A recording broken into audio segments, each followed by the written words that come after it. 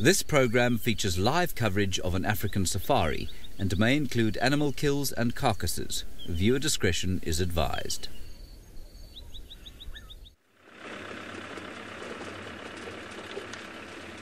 A very good morning, everyone, and welcome to this morning Game Drive. My name is Isaac Rotich, and on camera is James.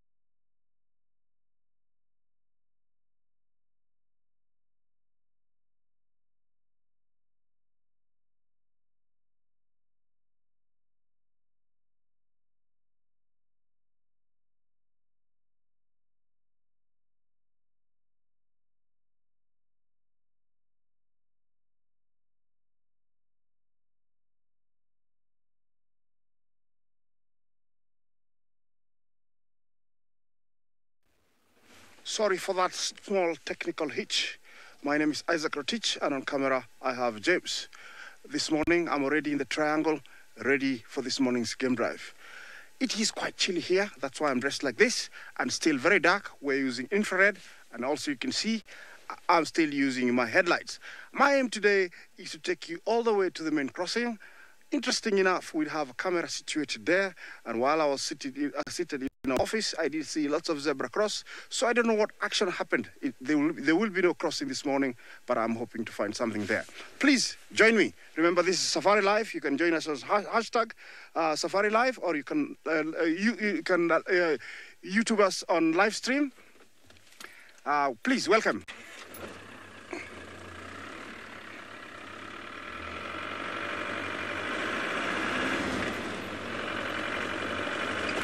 It is very dark.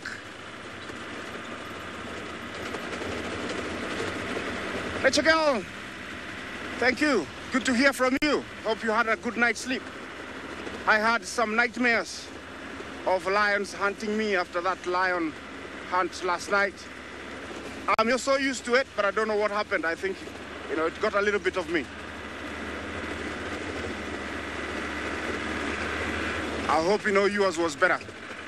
Well, I haven't seen much on the road here, and I'm expecting to find something on the road because animals love the track. I have seen animals before here, so sooner or later we'll be seeing something. Remember, we do have lots and lots of elephants in the area, and I'm headed to one of the areas where they love, so we might get to see some.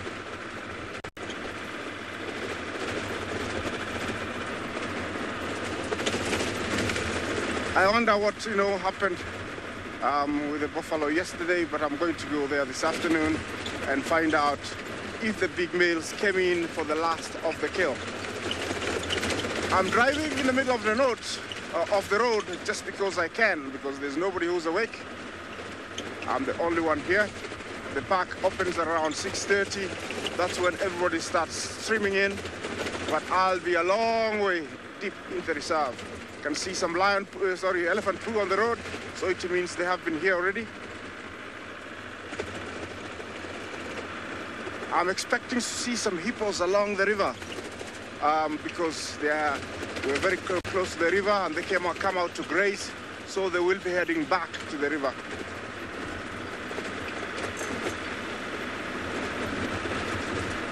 Remember to engage me with questions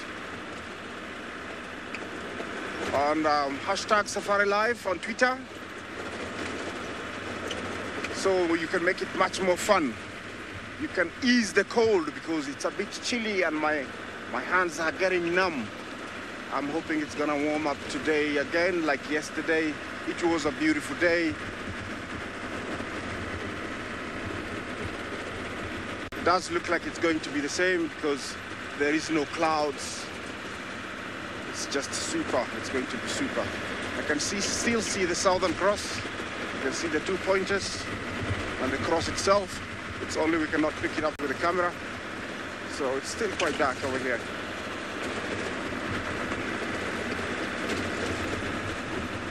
Still quite empty. Maybe they're still out on dinner. They haven't waken up the animals.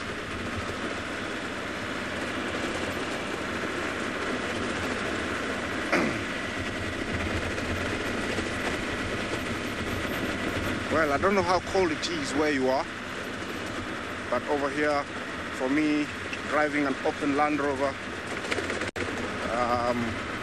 and being hit by the wind, it is turning to be a bit chilly. I'll learn to bring gloves next time to keep my little fingers warm.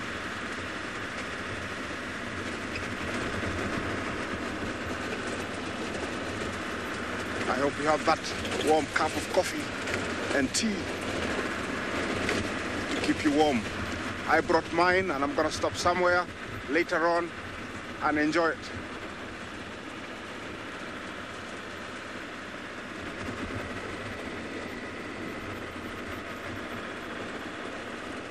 This is the area I expect to start seeing stuff. But who am I? You know, they might say that they don't want to come out today. It's early, so I'm just gonna drive and see who is there.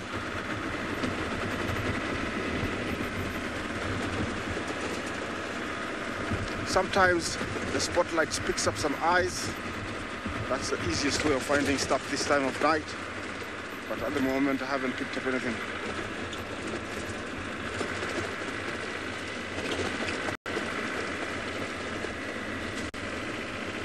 Yeah.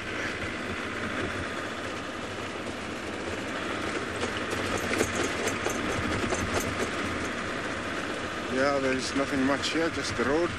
But I'm sure we'll find something. Final control, can you hear me?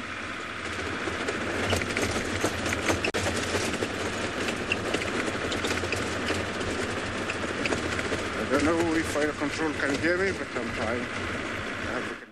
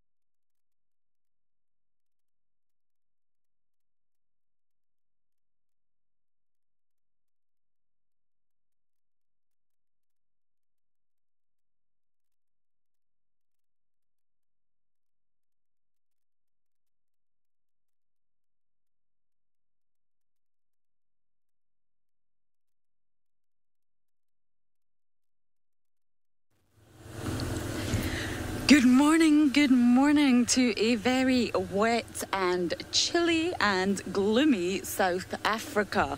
Yes, it has not been the most ideal morning, and we do apologise for the gremlins. We don't know what happened, but the gremlin investigator is on the case. So my name is Lauren, and on camera I do have Craig this morning. And it's been a bit of a bumpy start. We all woke up in camp without any electricity. So thank goodness my phone was charged, or my alarm might not have went off, and that could have been a huge disaster. So there's still no electricity in camp, and it has been raining throughout the night. And as you can see, I have my jumper on, so it is rather cold this morning. We're just driving around quarantine, and the light is starting to appear. As I mentioned, it has been very dark and gloomy, so obviously the sun is coming up somewhere. It's just obviously not showing itself to us. So I have decided not to go with a plan this morning, because anytime I make plans they change dramatically and we never end up actually going with the plan. So we will just go with the flow this morning. And just for your information, it is actually 19 degrees Celsius and 66 degrees Fahrenheit. So that's how chilly it actually is here. So of course you need to talk to us. That's the most important thing. Just using that hashtag SafariLive on Twitter or on the YouTube chat stream. Please talk to us, ask us any questions you may. We will do our best. And of course, at this stage, you can let us know what you would like to see. We do try our best, although with this weather, I am not entirely sure. Mac is saying we send the spiders in if the alarm doesn't go off. Oh, I can't even reply to that. No, thank you. Yes, that's now in my mind now. Thank you very much. So it has been a slow morning all round, but we are with you now and we will get up and running. So we've just done a circle around quarantine, because actually, believe it or not, there's a lot of life on quarantine. Because it is an open clearing, this is where the antelope gather and huddle in weather like this, hiding from the big predators. So it's always worth going around quarantine. So while we head to the dam area to see what's going on, good morning Impala, let's go across to Tolly and let him say good morning.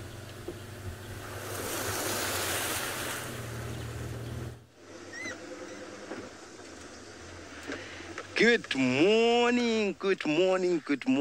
morning, and welcome to Safari Live. And sorry about all the technical difficulties, the gremlins. My name is Ollie. Joining me behind the camera is, take a guess, James Henry, Uncle James Henry. And the weather is so perfect for the cats to be more active. Hopefully, we will find a cat or some inkuhumas. Listen to that. We have a guinea fowl. Alarming. I think I need to go and check on the other side. Let me get back. So, we are coming to you live from the Kruger National Park, South Africa, in Sabi Sands, in a beautiful reserve called Djuma. So for any questions or comments, don't hesitate. Just go to your Twitter account and type #SafariLive. Or you can go to YouTube chat stream. So I need to listen carefully and look carefully here. It's on the side, so I will try by all means to check. Let me stop.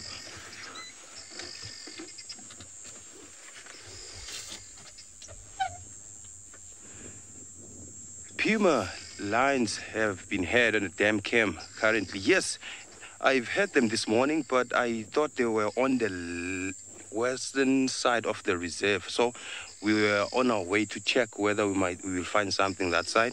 So that's why we came this side before going to check on the west for the lions, because we had this amazing alarm call here. So we're keeping up with this call. Maybe we'll find something here. Or sometimes it won't be cats that they are alarming for. It might be a snake. It might be a bird of prey. And sorry about that if you see any pole on your screen, because we have to have a shelter to cover ourselves, not to get wet from the rain. Are you spotting something there? Nothing. So I will move forward, and maybe I will be lucky to find something for you guys. So while I'm following up this wonderful alarm call, let's go to Lauren on the other side of this reserve.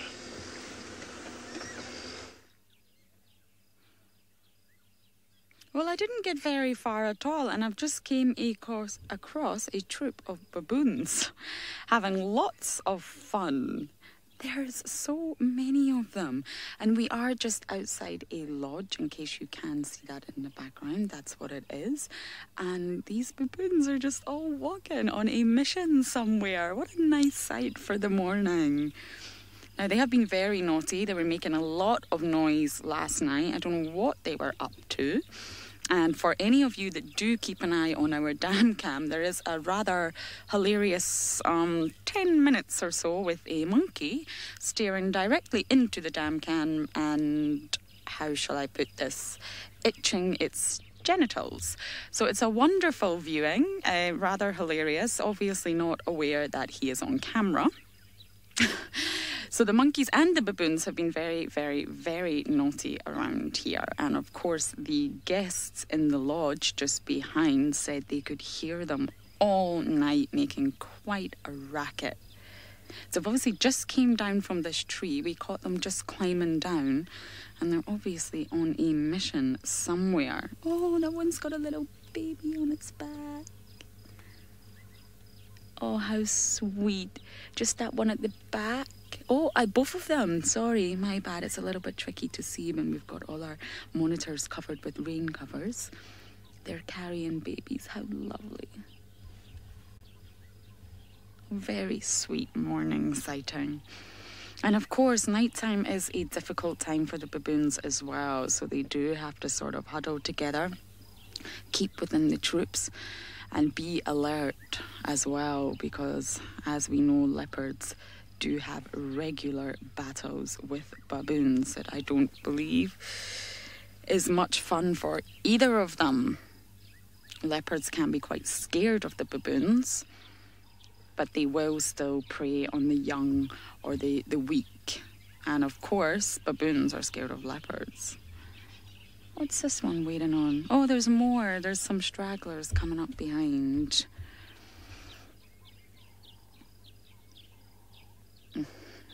Lauren is asking about baboons in camp.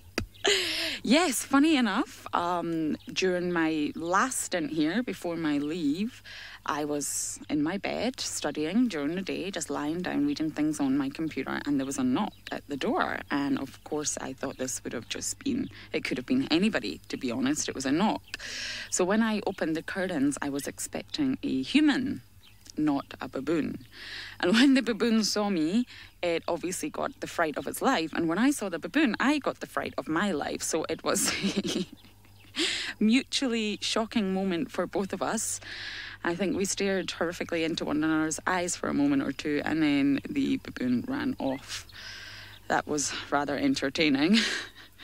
It was very entertaining, Emma.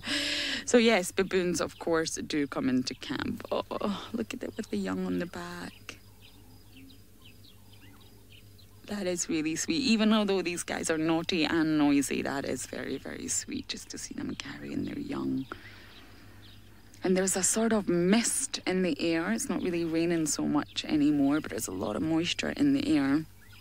And it's a very close atmosphere. It feels like the sky is right on top of us. So, of course, we do have our rain roof on. But it is really really chilly this morning. So we're going to continue onwards, but that was just an adorable sighting of these sweet little baboons. So we are in the area of the dam, Vuatella Dam. So we're just going to see if there is any life around here, and then if not, we will head down to Twin Dams. So that's my current plan. But let's go over to Dolly and see how he is doing.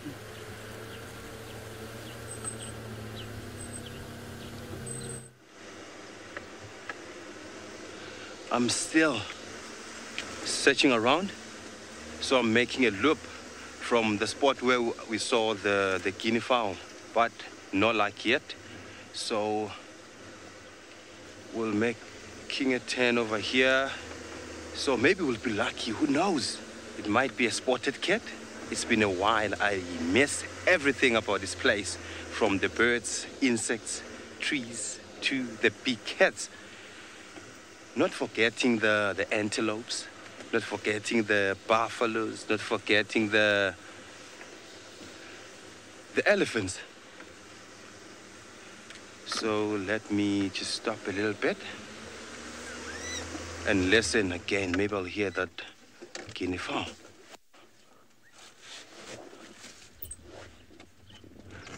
Christine wants to know, what did I do in my holiday? Yo, what a nice question there. Sorry about the poll again, because of the rain. We have the wildebeest. But before I talk about the wildebeest, let me answer the question. I was with my grandmother the whole time. You know, grandmothers, she wanted to know about my work, about everything in the wild, about, am I surviving there? Am I eating well? Are they treating me well? I said, yes, most definitely. Everything in the camp, it's so amazing. Everything in the bush is so amazing. So here we have the wildebeest. I don't know what's bothering them. I think I need to go and check that side. So that's the quarantine side.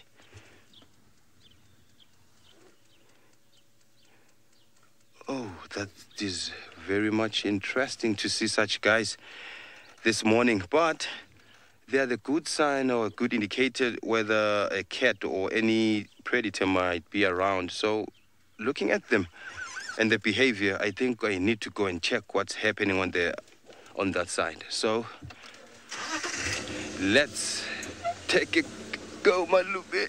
Sorry about that.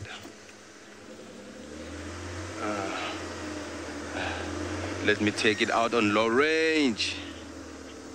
It was on low range. Yes, it was. It was a lovely holiday. It was. It was a great holiday indeed. And talking about my granny on my holiday, I can't stop talking about her, because she is this person who doesn't want to use any electrical or technology, I can say, because I have to make fire each day for her just to cook. So I have to make fire on the ground every day. So that's how she cooks. So she doesn't use any electrical stove. But these guys, they look so relaxed here. Let me quickly put my nose inside here and see whether I will see something. And the impalas are just staring on that side. So I will take a look again and see whether we'll spot something.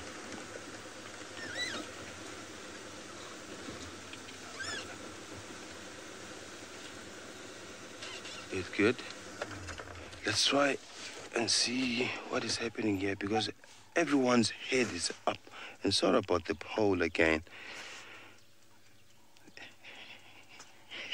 Thank you. It seems like all the viewers are loving what I was doing on my holiday. So these are the impalas. That's why they're here in an open place, because they are vulnerable at this stage. Their sense of hearing is compromised. So that's why they come to the open, so that they can spot the predator from far. Oh, what a nice little young there. Hello, wildebeest. Are you good? This one is so lucky to survive until this time. Yes, elephant. A leopard will hunt a wildebeest, but not the full-grown wildebeest, because you can see the size difference from the leopard and the wildebeest, which is fully grown. So a leopard will definitely go for this young one here. And I've seen a leopard killing a baby wildebeest while I was still a student. So, and you can see this youngster is not that small, but the leopard can hoist this youngster. These guys are so strong, bulky, and full of energy. Hello, how are you? Everyone wants to be in the show this morning. You can see the wildebeest are looking straight in the lens. Are you guys good? Are you keeping the baby safe? I can see you are keeping the baby safe. At this time, to see such a baby, it's so amazing, because it simply means this baby is so lucky. The predator are so plenty in this place. You can see they don't have to be relaxed, because while others are feeding others, they have to look around for dangers. And this is called a blue wildebeest.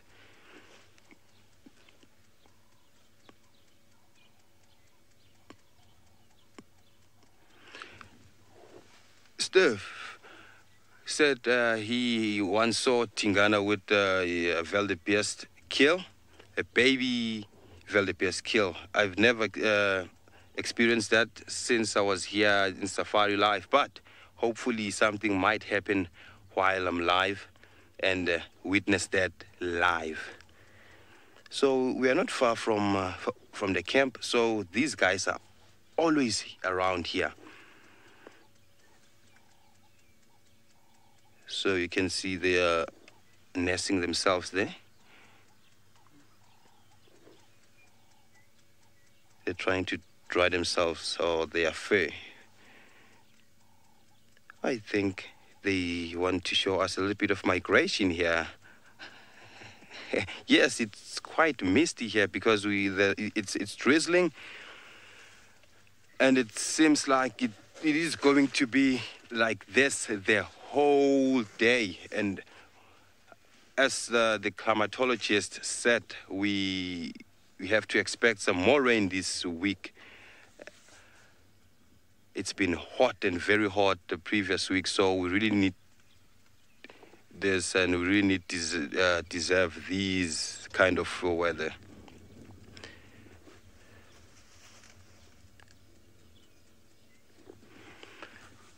Amber wants to know why this animal is called a blue wildebeest. I think it's because of the color. And we have two types of wildebeest in South Africa, if I'm not mistaken, because I've seen the other one in the Eastern Cape, which is called a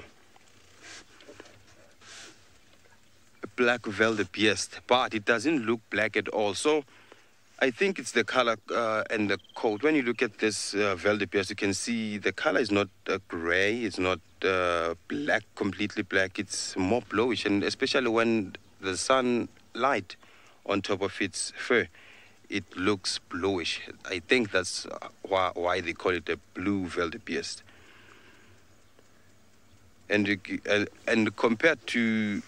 comparing this one and the other wildebeest, which is called the black, they love being on the mountains. They love high altitude. So these ones, they love being here in the savanna biome.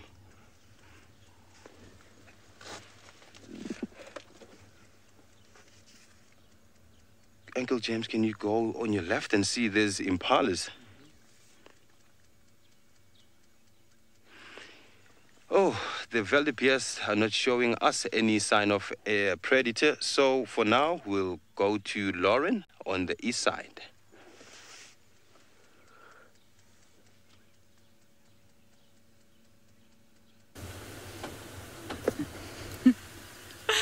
Yes, indeed, Tolly. Well, we are driving really slowly because one, we're getting hit with rain in the face, and two, the roads are a little bit slippy. So we decided not to go over that dam wall because it is very wet.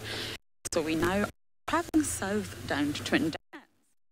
And I remembered to bring my coffee today. I'm so happy. Normally I moan on a regular basis that I forget to bring my coffee. So today at least is a good day that I have a huge flask filled with coffee to keep me going through this morning. So as I mentioned, we had no electricity in camp this morning, so everyone's going around with their torch. But once we have a backup generator that pops on, only certain things get electricity. And of course the kettle is number one. So we don't have any lights, but the kettle works. So I'm preparing my coffee this morning, and the usual morning routine is that Mr. Hendry comes and he judges my coffee. He comes and checks the pot and judges if it's going to be a good pot or not. And he'll let you know how he feels about that pot, and you have to remember this is before 4:30 in the morning. And he'll let you know with his lovely facial expression. So apparently my pot was good this morning, so he decided to have some, but it's not easy being judged at about 4:20 in the morning. So yes, apparently it's going to be a really good pot of coffee. So I'm very happy that I managed to bring some. So back to the task on hand.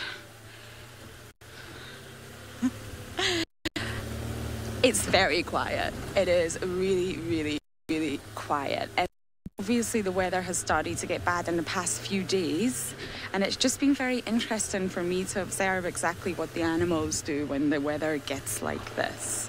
So it's hard to even see birds around. You can hear them starting to wake up, you can hear their calls, but you can't see them. Now, I have a question. Do cats hunt in rain? Emma will just repeat the name for me. Now, that is an interesting question. Do cats hunt in the rain? And yes, they will. Cats will. Fazil, I think that's the name. Yes, they will. So, lions and leopards, both of them, will rarely miss an opportunity to hunt. Now, of course, most textbooks and whatnot will tell you they are primarily nocturnal, and which they are, but if there is an opportunity during the day, they will take it. They're both very opportunistic. We'll just stop and look at these little impala ahead. That's very sweet. 2 male impalas. So yes, cats absolutely will hunt if the opportunity presents itself during the day, and of course if it's raining, they still will hunt in the rain, depending on if they're hungry or not.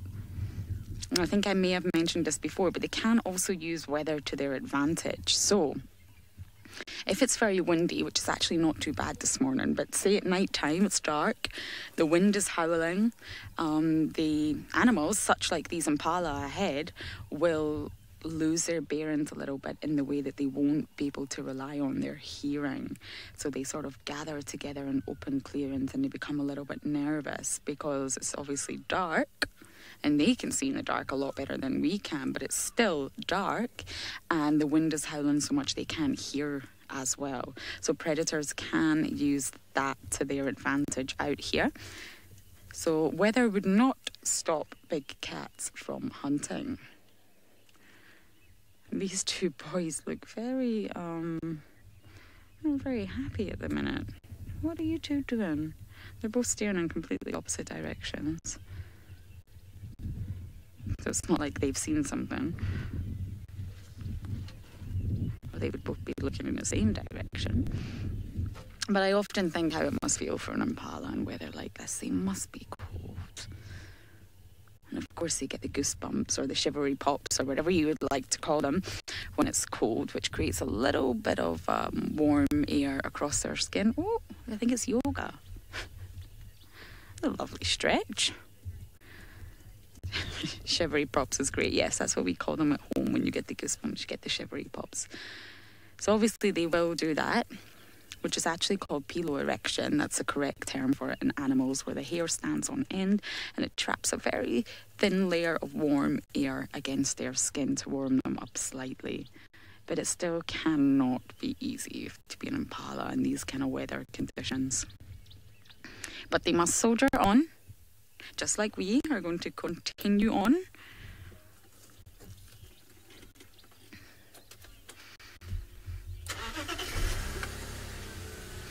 Alrighty, so while we continue on, the gremlins have been beaten by our superheroes, and we're going to send you all the way back up to the Mara again with David.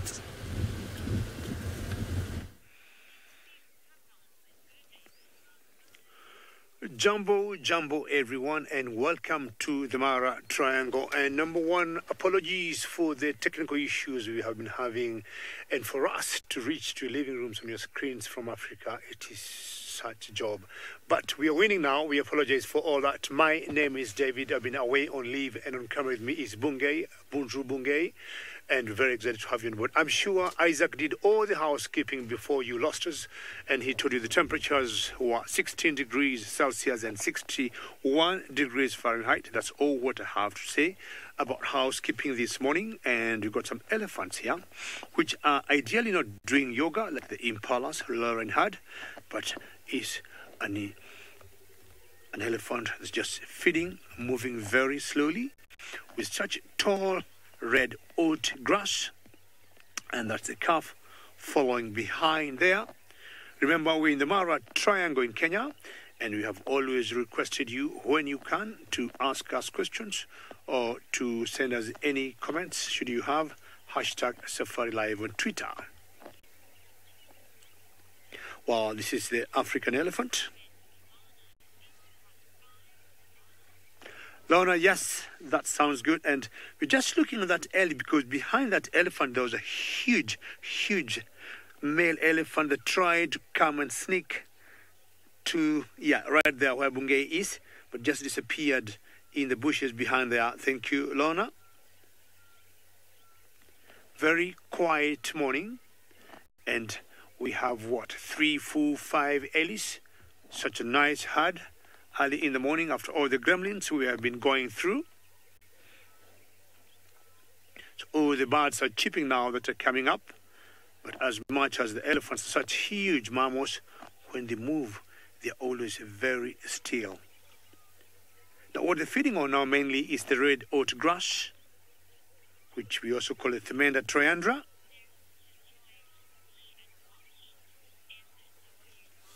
MWI, thank you very much. Yes, who would not love to watch Ellis, and especially this morning? MWI, I'm not sure you have heard me say before, and I've said this many times, Ellis are my favorite animals. And yes, it's such a joy to watch them, because I've always compared elephants to all the other animals we have in the African wilderness. It's very unusual for an elephant to give you 5 minutes of boredom. It's very unusual. Even when you see them enjoying some shade during the heat of midday, elephants, at least they'll flap their ears, they'll open their eyes, they will just swing their bodies even under the shade. But at such a day or at such an hour, there's nothing MWI to watch or to enjoy as having Ellis feeding. So this youngster here, I'm sure she's still learning what to eat and what not to eat. And if you look at her closely, she got her ears flat on the body. I mean, to me, that's an indication she could be a bit cold. And the big ones, as much as the temperatures to me are quite low, once in a while, either reflux is making them flap their ears. But the two youngsters here, and especially the one in the middle, excuse me, you got the ears flat on the body. It's just trying to keep their warmth. Don't want to open the ears a lot. I'm sure we all know there are lots of blood vessels on the inner side of that ear. And of course, opening those ears will expose them to a bit cold. And this is lovely, lovely. I'm happy all of you are enjoying this young calf here that is still getting some basics from Mama on what to avoid eating. There are certain small little frogs we have always found in the grass, especially during the rainy season, and when you eat them, they would really hurt them. So Nathaniel, you would want to know when the Ellis graze. Are you going to have a little suckling there? Let's see, you might go for some breakfast. Elephants, Nathaniel, will eat, I would say, 17, 18 hours in a day. Now, this calf definitely will not nurse for 18 hours, but 18 hours in a day, Nathaniel tells you, they eat the better part of the day and the better part of the night. So there's no one moment elephants are not feeding. Can you please keep suckling? Did you get enough? Not sure how many milliliter she got from Mama, and how lovely to see a baby nursing this early. How cute is that? And very good job, Bungay. Bungay is the camera operator with me this morning. And fun, you can see Mama flicking her trunk. Just as the calf was nursing there, maybe she was telling her, stop it now, let's move. Yes, true. Emma from the final control says that's pretty cool to watch. Well, they will still want more. How nice is that?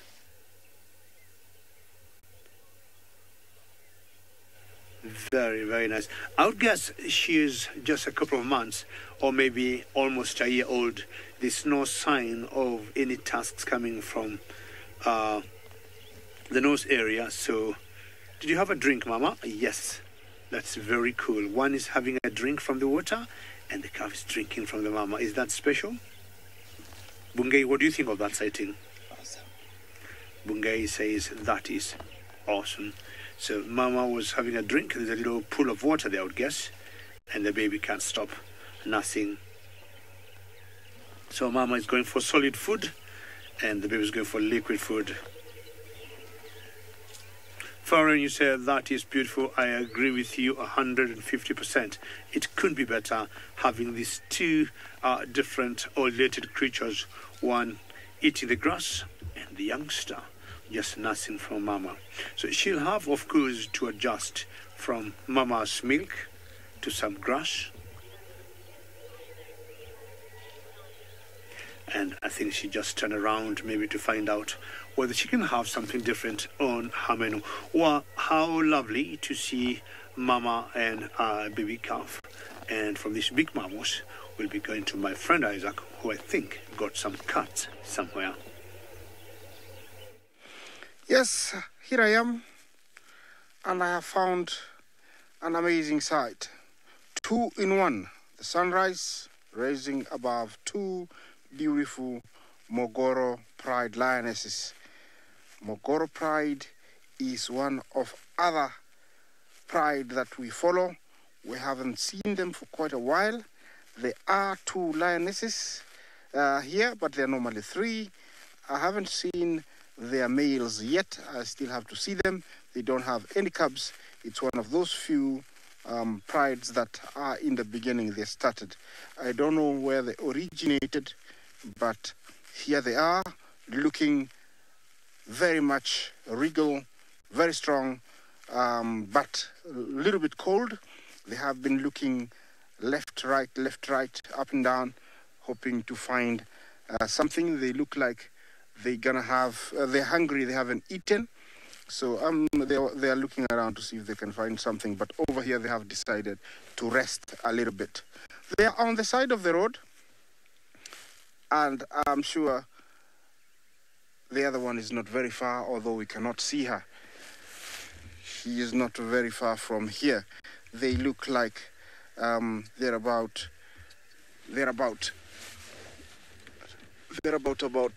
giving them about 7 years old, which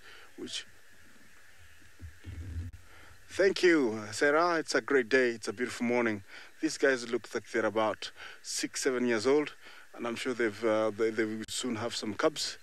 This is their area. It's full of game, and they're in a very beautiful area because during migration over here, we have and lots of wildebeest and zebra coming through here. So that's why, you know, they are looking so healthy. In a moment, you will experience an amazing sunrise, typical Mara style, one of the best places to see sunrises. Anytime from now, we will be showing you that, because it's right over there, just above the lions. See that? Super beautiful. Looks like a volcano is just about to erupt, but don't you worry, it's not a volcano. It is sunrise, and I can't wait to see it come out. These girls looks a little bit sleepy, but you can tell they left.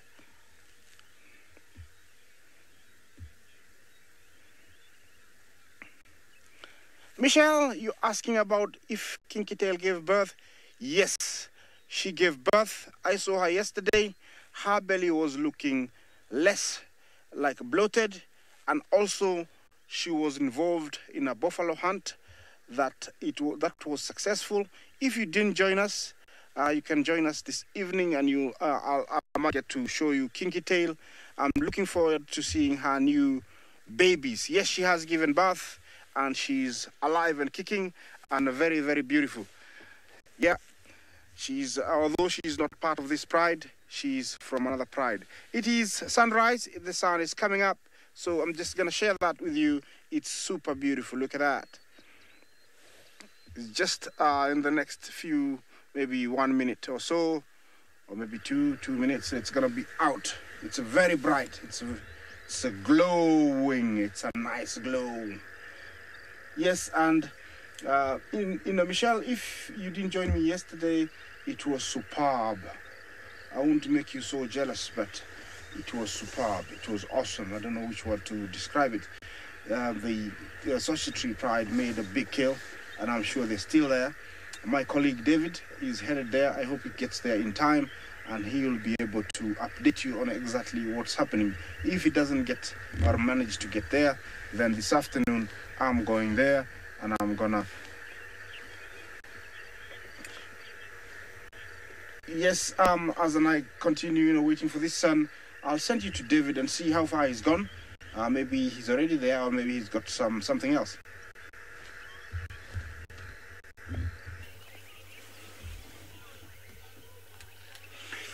Very well done, Isaac, for getting those two girls of the Mugoro Pride, and quite a drama Isaac had last night, and the nightmares he was talking about when he saw the Sausage Pride yesterday bring down the buffalo. Apparently that buffalo, I saw it early in the morning, and it was very wounded.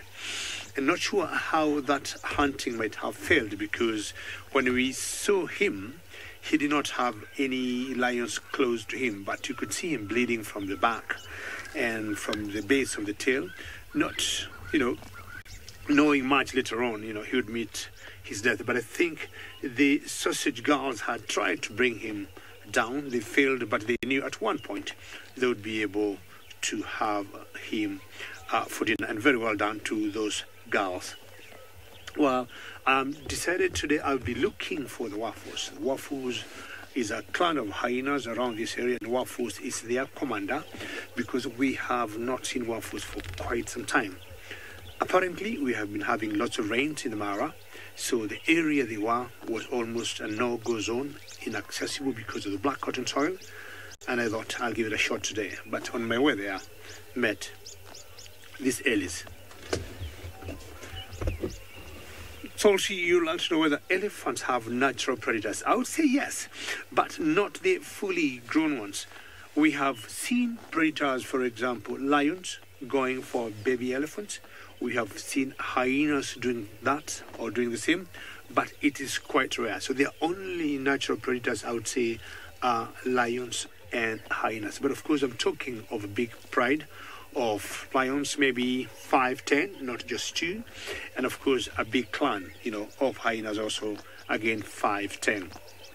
But it's quite unusual to see a fully grown elephant being attacked by any predator. It's quite unusual. And even the calves I'm talking about, that would happen if they get lost or they get abandoned, which also rarely happens, or even fortunately, say they fall in a big hole where the mothers cannot get them out. And as much as that happens, the mothers will always do anything possible, even if combining forces, to get the babies out. So the last one I saw was in an area called Laikipia, north of Kenya. And what had happened is there's a river there called Uwasonyiro River, which is a very sandy river, and it's always very difficult to move in. And this baby elephant fell in it. And then there was one very weak point that had very soft ground. And every time the elephant or the mother tried to get the baby out, the baby kept sinking. And unfortunately, that baby was covered by sand and she died. So those lions came much later on and they dug the baby out and they ate it. But yeah, very unusual to see elephants having anybody to bother them. You see, like the two girls Isaac have of the Mugoro Pride. Should these elephants get there, you'll see the girls moving away.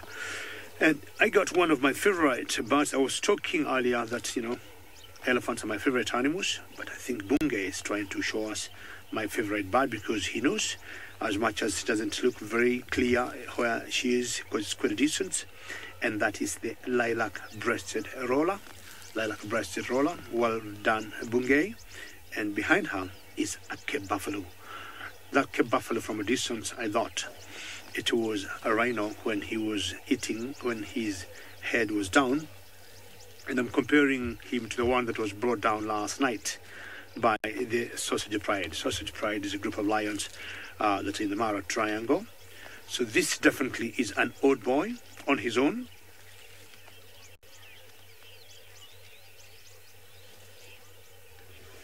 Sorry, I missed the question from Joy about Alice. So the lilac-breasted roller flew and just came back again to the same area. Just landed again.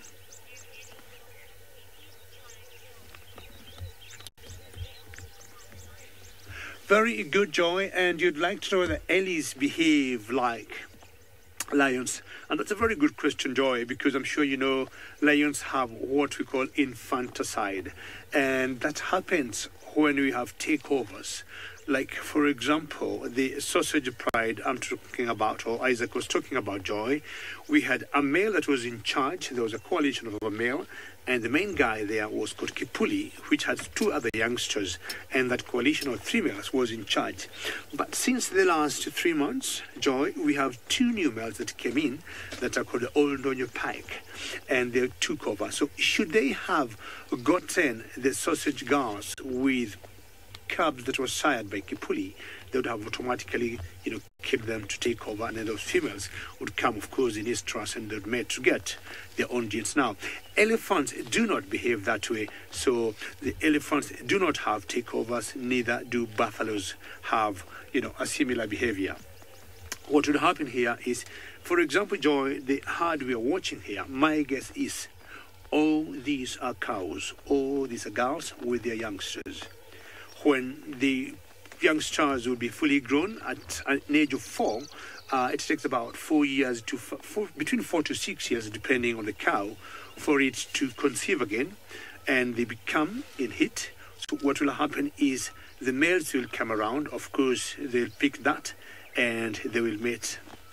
And after mating is done, they go separate ways. So when the Ellies will come, they get new calves there. It's not their business. The matriarch is very in charge. The business just to come, mate, and they live separate lives. So we haven't seen that happening with Ellies. It's very unusual and very different behavior in these two species here.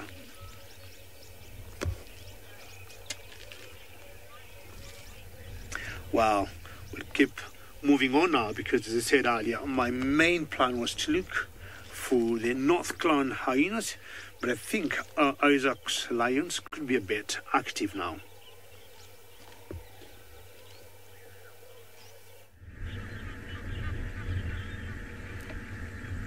My two girls have crossed the road and now they're right in front of my vehicle.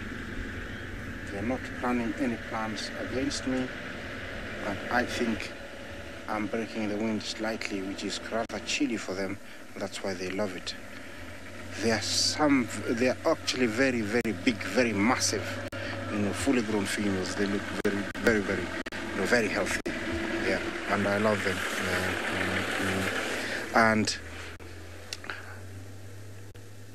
They are actually looking around, hoping to find something. You can tell a nice yawn. Look at that. Yeah, they are actually, looking around, but they have decided, because there is nothing 360 degrees, around them. There is nothing much. They have decided to wait it out, and doing that, they want to, warm themselves. That's why they put their paws underneath them to warm them, because they get cold. So they're gonna wait it out, and hopefully somebody who doesn't know they're here is gonna come here, because it's shorter grass, very attractive to most antelopes and other grazers. So if they come here, then these guys will take advantage. Otherwise, when it warms up, there is also quite a lot of good cover where they can go and hide when it gets hot, and also they wait it out until it's cooler. I'm gonna leave these two girls because it looks they're a little bit sleepy, and then head down, and hopefully I can find something else for you. But I'll be coming back the same path. Hopefully they will be doing something. Yeah. They look quite lazy, but I tell you,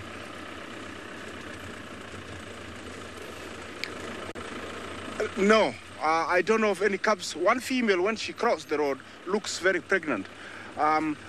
They've never, maybe they've had, but I've never found them. But I've never seen them with cubs every time I've met them.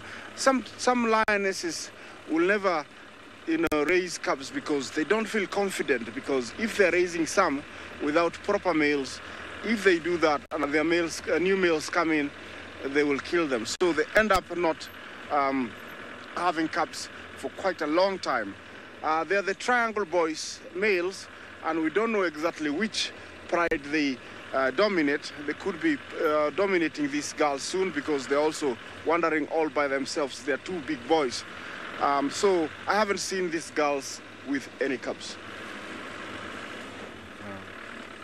I'm at some of the crossings. Like I said this morning, I was looking at our camera that we have fitted along the Mara River. We have about 4 cameras that are put somewhere in the river, and I saw some huge herds of zebra crossing the river. The crocodiles tried to get some, but they didn't manage. So I'm trying to go there, see if there's any zebras by around there, and if they're there, then we're gonna wait it out and see what's gonna happen. But also, by there, I will be able to show you some crocodiles. We have some very, very big ones. I saw about 7 try to go for the zebra yesterday, but they didn't manage. The water was too shallow, which is a disadvantage to the crocodile and an advantage to the zebra, because they can just walk quite quickly. I'll send you to David, who's got some hyenas quite a distance away. Good morning. Well, crossing points are always exciting because you never know what you see. But now I was talking about going to the waffles or looking for hyenas earlier, and I've met this member on the road which is coming very close to the car, and you can see, excuse about my head, she's just crossing right in front of us and now right on the road. And my guess is this is one of the members of the waffles. Good morning, sir, and how are you? How have you been? To me, he looks like a young boy. I could be wrong. I can see part of the genitalia coming out there, and he just moved. So what I want to do, I just want to turn around a bit, part of him, and find out where he could be going. I'm trying to think he's one of the members of North Clan, because we're very close to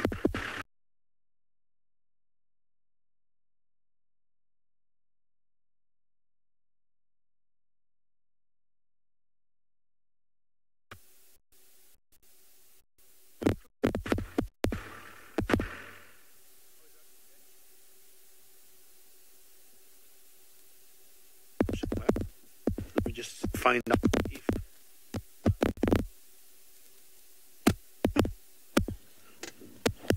he's walking on the road. Let me call it a she, not being sure what she could be. It's always very difficult to tell the sex of hyenas.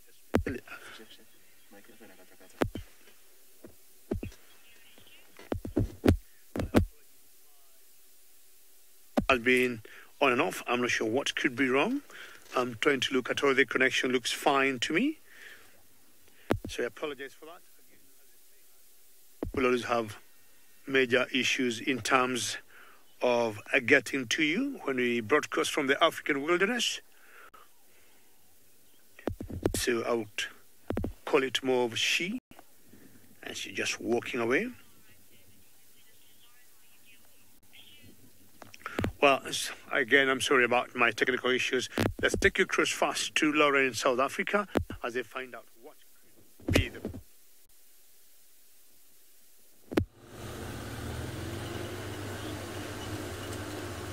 We are sorry about all that. So you are back with us in Juma, and we did actually just check Chitwa Dam, and it's the quietest I've ever seen it, probably because it is so grey and wet. So we're going to leave Chitwa Dam and head a little bit north now. I really don't know what to expect from today because, I think I can expect an elephant. Let me just see if we can reverse a little and get this elephant. Is it an elephant? Can you see an elephant, Craig? Oh, he's behind the rain covers. Or is it a tree? Have I just confused a tree for an elephant? That would be rather embarrassing, wouldn't it? Let me go round and check. That's how well my eyes are working this morning.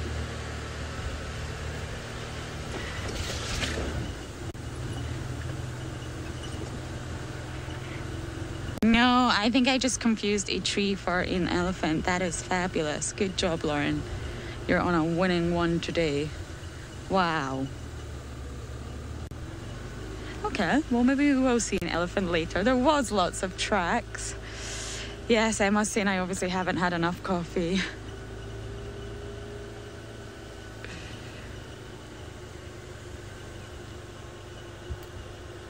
Emma did ask a question, but you will have to repeat that. I have no idea what you just said.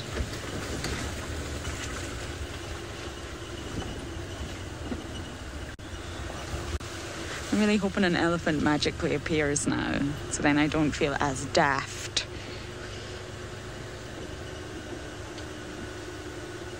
Kristen Moon is asking, do we always eat soup and other canned foods?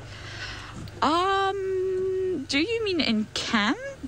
Well, indeed, we do not. We have a wonderful chef in camp who cooks really amazing delights for all of us, and there's lots of different dietary requirements throughout the camp, mine probably being the most difficult, and she caters for us all. So no, we don't eat soup and very rarely canned food, actually. But I hope we do get some warm food and some soup today. That would be wonderful. What soup would I like to have today? Good idea. Thank you, Kristen Moon, for putting that in my head. So no, we eat very, very well out here. You do not have to worry about that. And there is a snack cupboard as well, which is full of chocolate and chips and all naughty things. So yes, we are well fed.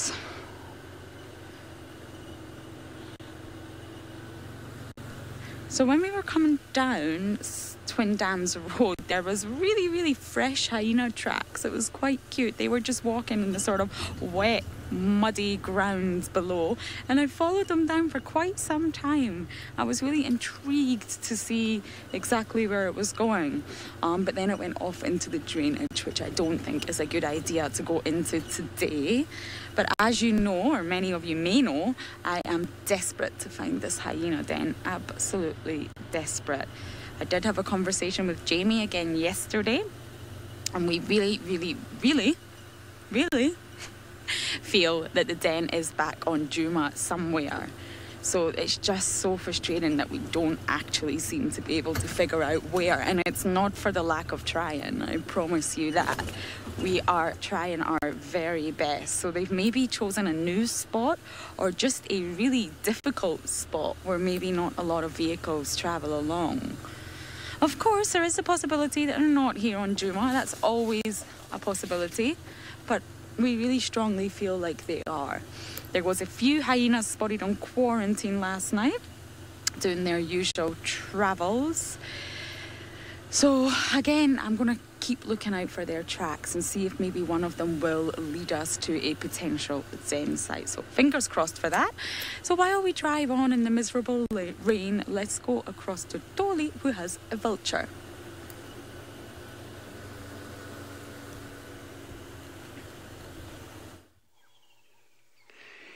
Lauren, good luck. I'm still not lucky yet. But we were following up on hyena tracks while we were driving. We saw fresh hyena tracks, then we followed them. Then this is what we have found. So we thought there might be a carcass or a kill or maybe something interesting this side, but we only found the vultures perching. This is called a white-backed vulture. You might not see the white-back now because it's stationary. The wings and the feathers are closing the white patch on the rump. Who likes the weather like this? Who wants to fly? Who wants to walk? Who wants to go to a mall? I can't unless you have a car. If they had umbrellas, they would be flying by now. You can see this is a big vulture. The shoulders are big. Megan, what's my favorite animal? That's a very interesting question. As I've said, my surname is Chloe. That means an elephant in my language. I love elephants, not because of my surname, just because of how the uniqueness of the elephants, their social structure, how they live, and the babies. The elephant babies are so cute. I remember we had a conversation last time before I went on leave with Jamie and the Mara. So Jamie went with the baby rhino, so I said baby elephants. So one of my favorite animals is an elephant, definitely. But I love them all. But my favorite is an elephant. So while I'm sitting here, it is so lovely and amazing to listen to the sound or the surrounding. Let me do that.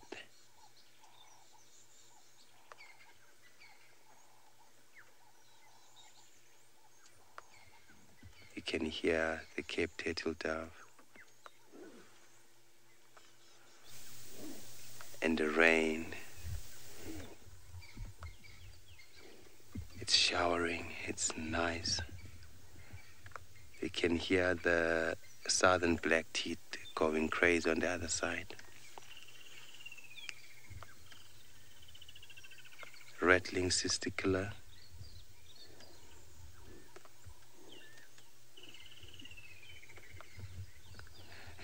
Kelly, can I do the call of a vulture? No, I never thought about that, but I will look up to it. I will try to make a call for you next time. I never listened to vultures call, but they have but let me try this one I just had of a southern black teeth. It goes like this.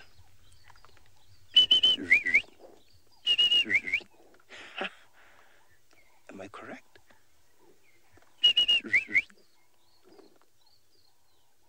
Nice. Yeah. Yes, so while we're listening here, you can hear all the sounds made by the birds, made by the leaves clashing.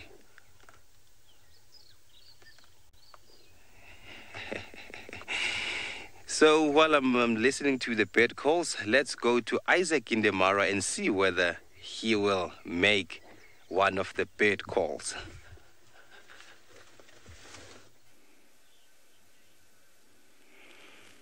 Yeah, I understand you guys are making lots of bad calls. I don't know which is my favorite. Maybe it will take me a few minutes to digest, then I'll make one. But here, I have the tall one, the most elegant, the most beautiful, and he's just observing something. He's just enjoying the morning sun, focused on something. This is the Maasai giraffe. In Swahili, we call it twiga. It's got many names, local ones, depends on which tribe you come from. In Maasai, it's called Olodo. That means the tall one. And actually, I loved calling them the tall one because they are the tallest. This is a male, and you can tell he's got that belly button. And apart from that, he's got very thick horns, which are like smooth on top. And he's walking casually with a mission. I don't know exactly what he's up to. There is a good number of them around. We will be showing them to you shortly. But the kind of gait he does is called ambling, where, it's right and right, left and left, right and right, left and left. When they run, it's the opposite. They run very much like other animals, but when walking, they walk like this. And I think this is something to do with balancing the tall neck. This guy is not very much interested in eating, but heading somewhere. I don't know where. Maybe he hasn't invited for breakfast because it is breakfast time here. And maybe there's a nice a salad of leaves waiting for him somewhere. Special ones. Maybe made by his girlfriend or, a friend. And he's headed there. He's been walking for quite a while. And he's putting his neck down.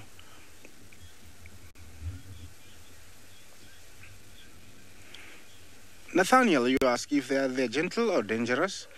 I would say they are both. If you corner a giraffe, definitely as a human, it will attack you. And attacking you, it won't eat you or, bite you, but it has got a very powerful kick.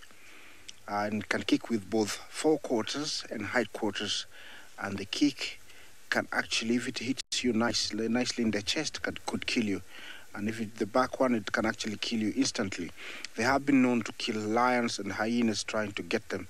You see how quickly such big animals disappear? There is another one quite a long way down there. He was feeding. That is another one. Maybe that guy is headed to this one. Actually, yeah, it's another male. He's headed, to say hello to this male. So they're actually quite dangerous. At the same time, they are gentle. They are one of those few animals that I know people have raised as pets, and they're very friendly, and they're very demanding. At the same time, we have a place in Kenya where they raise them, and you can actually hand feed them. And usually, if they know you have something, they will actually almost force you. They'll come right in front of your face without kicking you, without biting you, without hitting you. But, they will, actually ask, demand to eat. Yeah, while this guy is having, losing some weight, I'll send you to James, who's got some nice, gentle buffalo.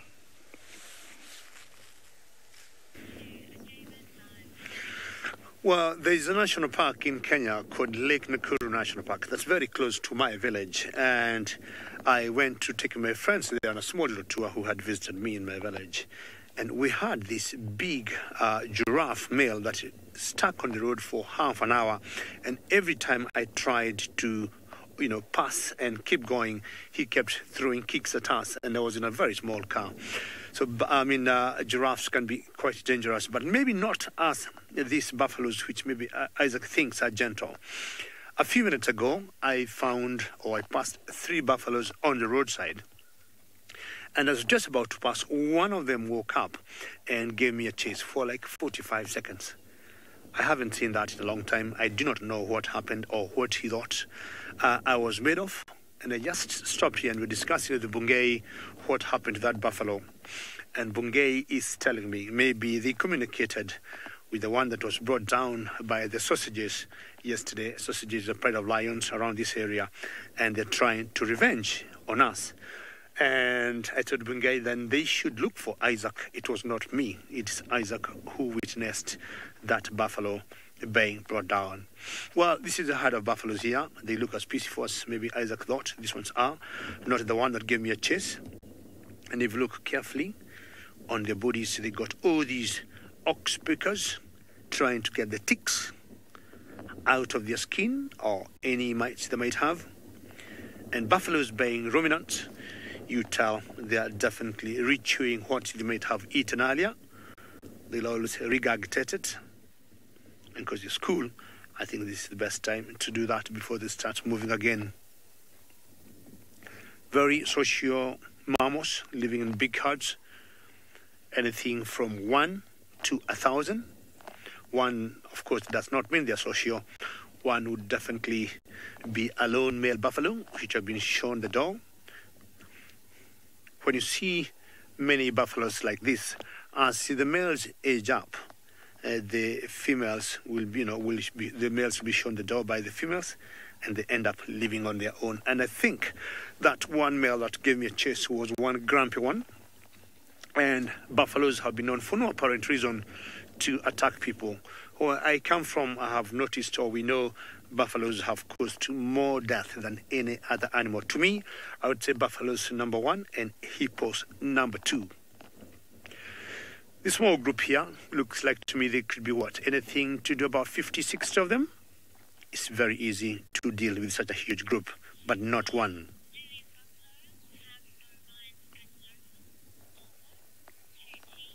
Chuti buffaloes, yes, they get tuberculosis, and that will happen to most bovines, and tuberculosis also affects cows. So we have seen or we have heard certain times that lions have shown signs of tuberculosis, and when they do some post-mortem, should those lions die, they'll always trace it back to the buffaloes. So buffaloes also get tuberculosis, which also affects cows. I also know that in my village, once in a while, we have lost cows. And when the vet doctors will come and look and find, or we ask them what could have happened, they'll tell us it was because of tuberculosis. But apparently, I would say 9 out of 10 will always come out healthy without, they just have their own immunity to fight the tuberculosis. And that happens to both the cows and the buffaloes. Well, we'll just move on. My initial destination was the North Clan looking for the hyenas. We saw one when I had an issue with my audio, and I apologize for that one more time. So the best thing for us now to do is to move on and find out if I'll be lucky to get the North Clan. North Clan is a group of hyenas around here. Sorry, Ravinda asks the Cape buffaloes are named for what? As I move on.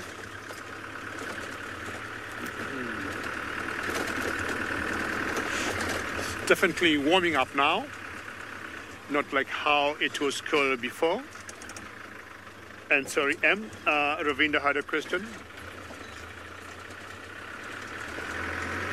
Not sure Ravinda is asking where the Cape buffaloes are named from, but these are the African Cape buffaloes. Hopefully that's the question from Ravinda. I'm not sure I got some. All right. Ravinda, sorry, you're asking whether the Cape buffaloes were named after Cape Town. Ravinda, I'm not sure whether to say yes or no, but I would guess so. I would be finding out for you whether they were named after Cape Town, because that might make sense, Ravinda. I would think so. Not sure 100%. I'll be finding out for you, Ravinda, but I would guess possibly why, because think of the African Cape buffalo, and the only Cape I know is Cape Town in South Africa. It's very possible, Ravinda, but I'll not say that for a fact. But at one point today, I'll be confirming that 100%. But I would guess chances were they were named after Cape Town, because we call them the African Cape buffalo. And when we go to the America, we'll always talk of the water buffalo. So it's possible, as these two hyenas are getting a bit of warmth from the road. And definitely these are members of the North Clan. These are the hyenas I've been looking for. But the one main one that I want to see is Waforce herself, their commander. And my guess is the road is pretty warm. They're getting some warmth from the substrate. That's where they are. Lee, you said they're fluffy, and you can tell, yes, in the condition or the position, the posture they got, it's a bit cold for them. But I'm trying to imagine the road is becoming very helpful to them. Sorry, Bungay. I hope these hyenas, because the fluffiness don't make you cough. There's a car that's just passing close to them there. That's why one woke up, but the other one still staying there. And he looks much fluffy than the one that just stood. But both of them are youngsters, and they're members of the North Clan. So North Clan is a big group we have been following.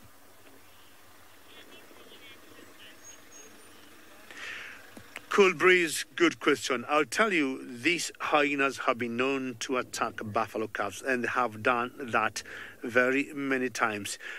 Anytime they combine forces and you see a clan of about 10, 15, 20, they will definitely do that until maybe tables turn and the buffaloes come and protect one of their own. Cool breeze, always a pleasure to get a question or a comment from you. Yes, and especially this particular clan that we call the North Clan. We got, I would say, 3 major clans around this area where we operate, but the North Clan, to me, are very vicious. Once they make a decision, once they commit, or even when they'll go steal kills from lions, they're very good in that. And of course, we have always thought, they are always thieves and stealing kills from other predators. But many times, Cool Breeze, we have seen them going for their own live kill, be they baby zebras or baby wildebeest. So she has decided to walk away and left the other one on the road there. Do you want to walk together?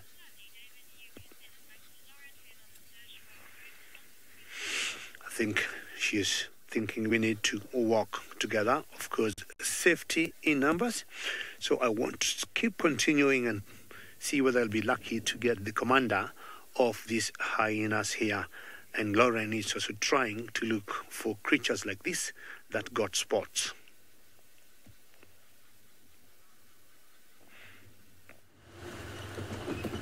I cannot even begin to explain how jealous I am of David right now and all this hyena action. Happy for him, but incredibly jealous. The hyenas here just keep evading us in every possible way, and it's crazy. We can see their tracks everywhere. We just can't spot them. But most likely on a morning like today, if I was a hyena for sure, I would be hiding somewhere, getting a little bit of shelter from the rain and trying to get some warmth for myself. So sometimes when you're trying to find animals, you actually have to put yourself in the mind of the animal. So if I was a hyena, what would I do? Or even if I was Hosanna, what would I do? So if I was a hyena, I would definitely be trying to get away from the rain, and I would be snuggled up maybe on the side of a termite mound to try to get some warmth. That's exactly what I would do if I was a hyena. So that's not going to make it very easy for us. But there is talk of potential lions crossing onto the property. So that is where we are on the way to this now. Don't know if they have crossed over, but there's a lot of people thinking that they have. So we're just going to travel to the other side and see if we can catch up with them. The Nkahumas are spending a lot of time here recently, and it's been really wonderful to catch up with them. So hopefully it's them, and hopefully we can spend another morning with them, seeing exactly what they get up to. So that's our plan, changed once again. But obviously en route, as I always do, I will be keeping my eyes open for the hyenas. I can't stop myself looking for them, actually. So I believe some of you were asking what indeed is my special diet. And you probably noticed that I evaded the whole topic. Well, I am actually vegan. So Emma is asking me a question, but I've got no idea what she's asking me. So yes, I am a vegan. So I choose not to eat meat and dairy at this point in my life. And I get teased a lot at camp. People in camp do not make this very easy for me. So my mother gave me a special mug for Christmas, which did have a vegan slogan on it. So I decided to bring it here thinking, aha, if I have a mug that says this, no one else is going to use my cup. That was my thinking, because no one is going to want to be seen with a cup that says vegan on it. So, however, the other day we did have Mr. Brent Leo Smith come to visit. He does pop up and visit us regularly, and my cup got a little bit vandalised. So it no longer really says vegan. So thank you, Brent. So I do get teased relentlessly, but Emma mentioned that a lot of you were asking what I was talking about. So there you go. That's what I was talking about. So Emma, Awakening was asking a question. What was the question? I'm sorry. Not doing very good at the whole multitasking thing today and seeing elephants where elephants are not.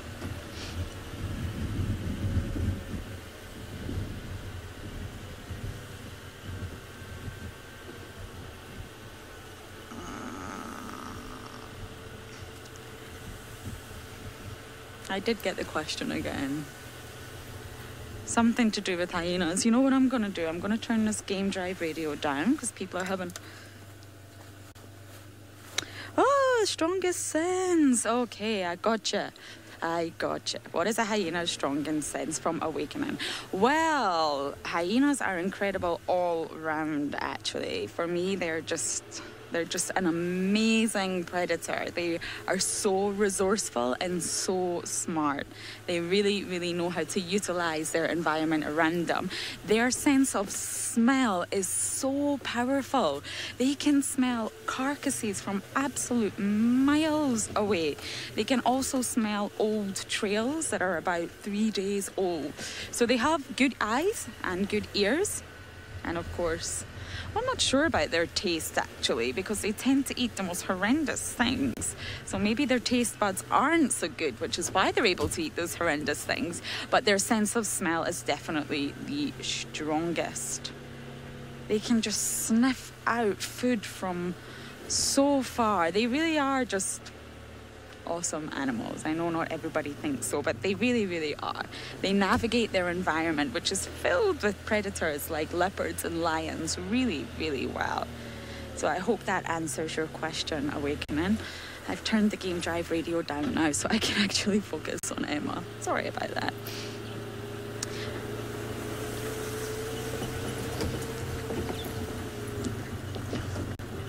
To me and Steve sit at one end of the table are Lara Moore.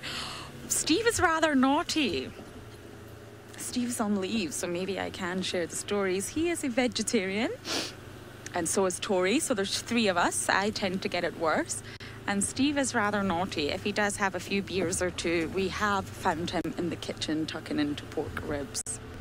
Don't tell him I told you that. It is a secret, so please keep it to yourself. But Steve is a vegetarian, but a very naughty one when he has some alcohol. So yes, we are banished to the vegetarian end of the table. And the looks I get from Tristan and James on a daily basis is just hilarious. What is this vegan nonsense you're eating now? That's what I get on a daily basis. Yes, Emma's just said I'm going to get in trouble. I actually think I will, so let's not tell Steve I told you all. He's a great vegetarian. But I must say, the food that Amanda cooks us all is incredible. And the other day, Jamie was just staring at my food. I said, Jamie, is everything okay? She said, your food always looks so delicious. I think I'm going to go vegetarian. So I'd like to see the day that happens, but at least she considered it. So yes, we are banished to the other side of the table, where no one wants to watch us eat our delicious food.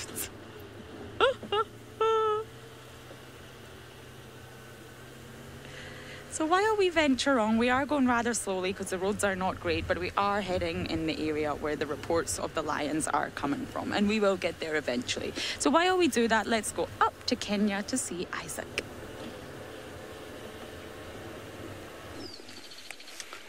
We have some more veggie eating pachyderms. I don't know if they're actually in the pachyderm category, but yes, I do have them here, and they are in very big numbers. This is one very big pool. If we show it to you again, that is the right, and then we sweep all the way to the left. there is a good plus minus 60 over here. There is other small pools in front of that.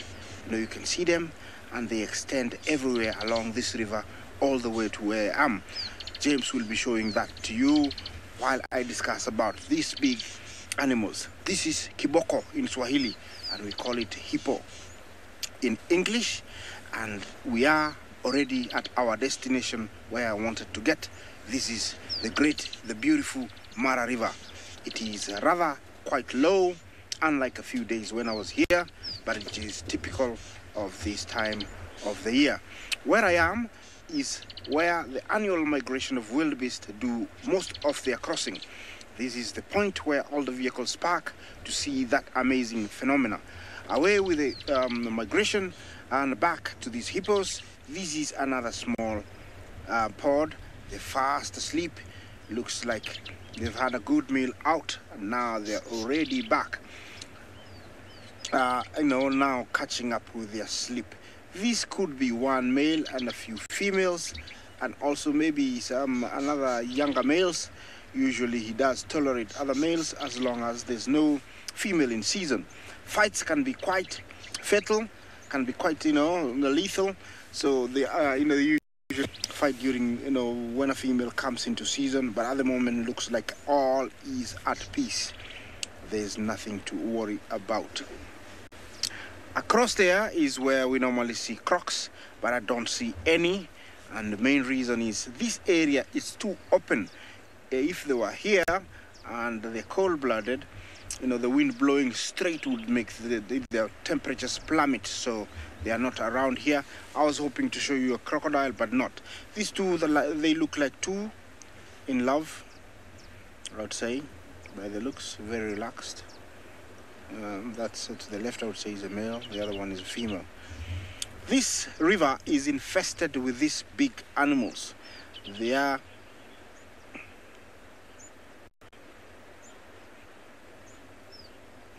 you say lots of young ones. I don't know what young ones you meant, but yes, we do have lots of young ones, from lion to elephant to we have lion, elephant, buffalo, and now hippos. I haven't seen any hippos yet, but maybe we still have to find some. Is there a small one to the side there? Looks like there's a tiny little one there to the right, to the behind there. Yeah, there is some young one over here. These animals, some of them breed year-round, so we don't have a specific breeding season. And maybe if you saw some, there is actually others, young ones. Yes, over here I haven't seen that many young hippos, but they breed year-round. And every stretch of about 100 meters in this river is infested with these big animals. They usually go out at night to graze, only coming back very early in the morning. And over here, they don't need to worry about anything. There is plenty of grass, plenty of grazing area. And actually, I think that's why they were back quite early, because they have eaten, to their fill, and they've come back quite early because they didn't have to go very far. This river usually fills up quite high. It can go up to around another 10 feet, and that is in the rainy season, which is in the months of March, April, May, and June. That is the time that nobody wants to be here. Usually, most camps and lodges close down for renovations, and also just for security reasons. You don't want to be getting out here because most vehicles get stuck.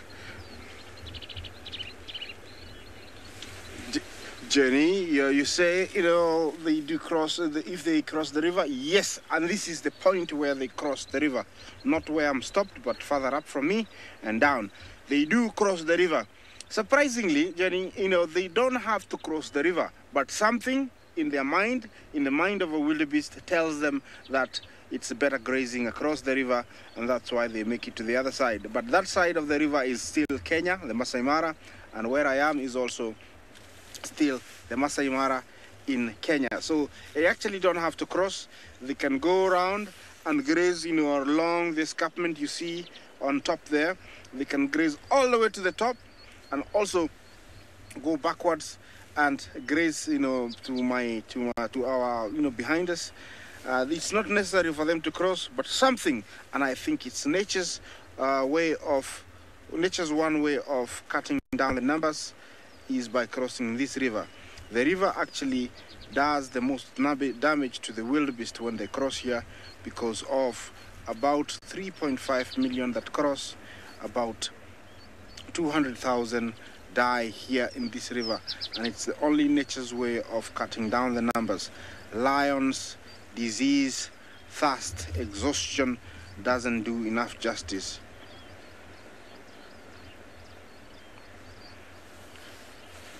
Tweety, do buffaloes cross the river? I have never seen. I'm sure if they wanted, they would, but I have never seen them cross. That is my answer. Maybe somebody else has seen and he's got a different answer, but from my point of view, I have been living here all my life, and I've never seen a buffalo cross the river. Otherwise, other animals, I have seen elephant cross, I have seen giraffe cross, I've seen lion, I've seen cheetah. Those are the few animals that I've seen, but I've never seen buffalo. I'm sure if they wanted, they would cross. Yeah, I don't know what happened. These guys were very peaceful together, and now they've all separated. Maybe somebody did bad. Yes, while I'm here, I will send you to David, who's got some buffaloes.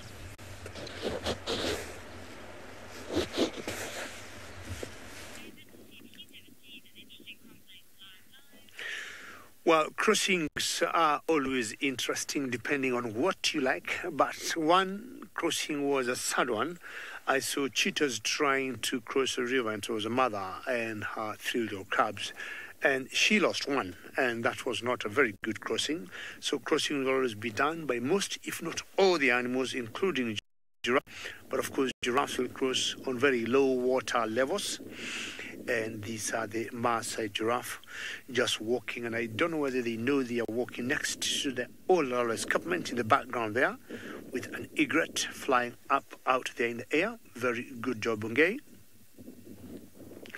And the best crossing I think I've seen myself is me crossing a river in Tanzania, a river called Gurumeti. We had one vehicle that broke down on the other side, excuse me, and the small little spare they wanted, I had it, and we had to get close to them.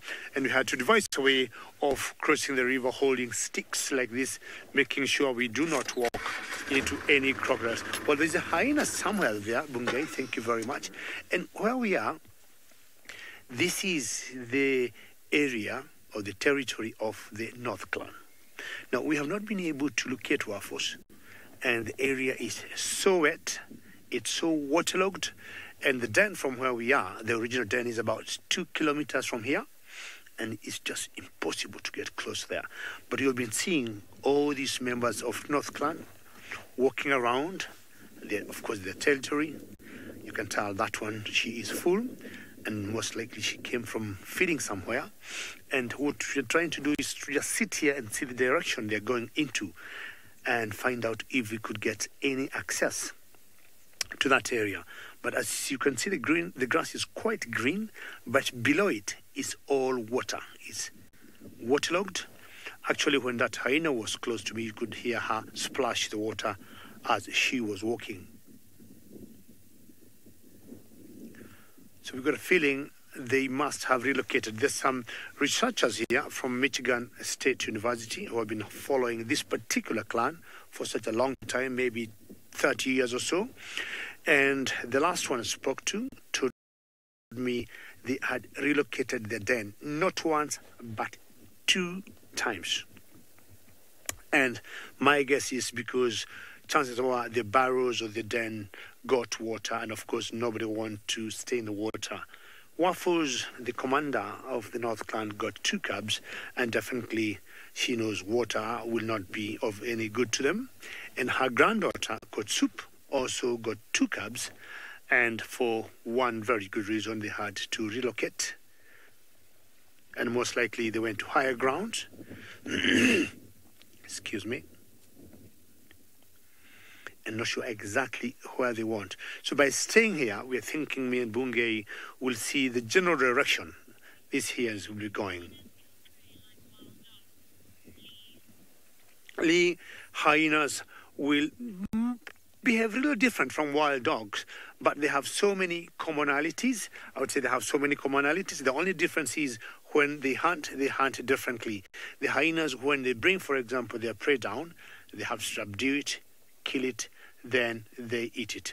Wild dogs, we have found them sometimes eating their prey even before it is dead. But comparing the two, I would say the most successful predator, between the hyenas and the hunting dogs, I would say the wild dogs are up there. They're very successful, and of course their strength is always in numbers. Now, the direction they're going, I got a feeling that's where most likely the den could be. But it's one area that's very difficult to drive into. But we want to see, or we want to wait and find out whether we might see another hyena or two going in that same direction, and then find out if there's a way we would easily access and get close to them.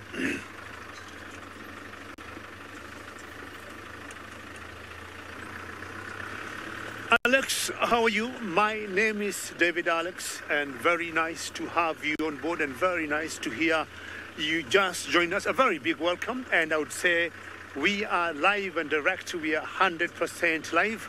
We are in a country, Alex, called Kenya, and in a game reserve called Mara Triangle. So when we say we are live, and we'll always have two shows in Kenya and South Africa, one in the morning and one in the afternoon. So should you have a question right now, I'll be able to answer you real time, Alex. Hashtag SafariLive on Twitter, and you'll get answered, and you'll know we are 100% live. Any question you want, get it to me now, and you'll get your answer right now. That will tell you we are 150% live, Alex. Thank you for joining us, and hope you'll keep, following us and tell your friends to watch us on a daily basis. So, Alex, to tell you, or just to show you where we're live, I want to show you an animal called Toppy, or an antelope called Toppy, and you'll agree with me, we are 100% live.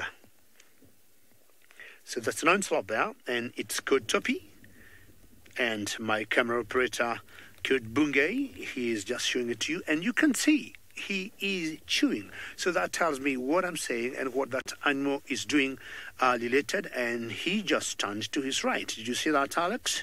And if you did see that, and you can see him or her chewing, that tells you we're 100% live. You can see him flicking his ears. You can see the grass is being blown by the wind there. So yes, we come live every day 2 times, in the morning and in the afternoon, both from Kenya and South Africa, and that is every day. So, Alex, hope you keep watching, because I'm going to take you to a friend of mine that will definitely double confirm me 100%. His name is Isaac, and he's also watching at some antelopes. I understand somebody's doubting us. If you're live, I don't know what we'd like us to do for you so that we can prove to you. But this is coming live and direct from the beautiful Masai Mara, and it is happening right now. In front of me is the beautiful Thompson's gazelle, cheetah's favorite food. And here I have a good about 25, all peacefully grazing in the highly nutritious grass, red oat grass, all of them facing towards the river, and very, very, I'm sure, happy to have survived the night. That is the male. He usually have better looking horns than the female. James will show you shortly how the horns of a female look like. They are slightly deformed. If you zoom in, we will see the horns of a female. Sometimes they are not as well formed as the males. And the main reason is that the females, like you see that female to the right, she actually has lost one. She's got only one.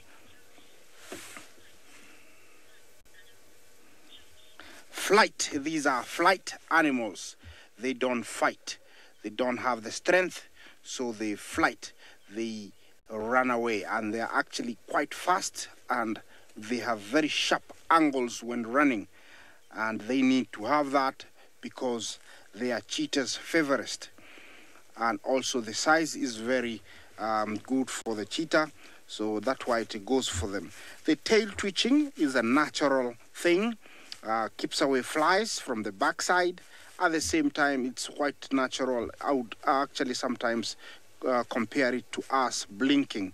You know, we blink every now and then to clean our eyes. For them, they twitch the tail to feel alive. Yeah, here is a small breeding herd of one male and a couple of females. He's listening to me. You see, this one doesn't have horns at all. That's, you know, how the females sometimes don't have horns, sometimes they have. And they don't need them because males have them because they fight for mating rights. And that's why, you know, the females don't really need them. Here they're quite busy, grazing, very happy. You know, that one is looking at something. Yeah, these are named by the famous, you know, Englishman Joseph Thomson, when he came through here heading to Lake Victoria, sent by the Royal Geographic to look for the famous Lake Victoria, and he decided to name them after himself. He must have been a very proud man, and he must be, because they are still actually the name stuck and they're still called that. Although we do have a local name, we call them Nkoli, and that's what they are called here.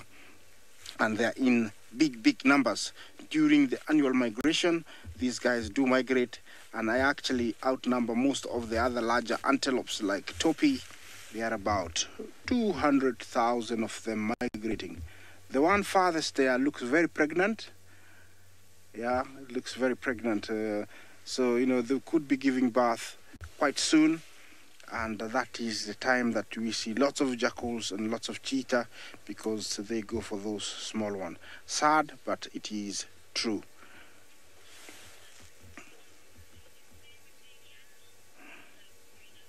Love, three dogs. What is my favorite small animal? I would say small elephant babies are adorable. They are beautiful, very funny, and also cheeky. I'd say that is my favorite small animal. Although, you know, I do love all small animals. That is my favorite. That is a good looking male. Look at that. Looks like he's there saying, I can see everybody. He's the king of the mountain, and he's watching all the area, chewing his cud after filling his tummy. Now he's regurgitating it and utilizing it properly. He's all by himself though, which is a great threat, because if he was to be socked, then it's very easy to get hunted. But where he is, he's quite safe because it's very high. Very healthy. Look at him. He's very healthy. Sometimes you come along these lone males, and the main reason is they have been ousted from the main herd, and so actually, you know, they are looking for a new bachelor herd to join. Yeah, you were asking me a question, but I couldn't. I can't hear you now. I don't know if you could repeat the question.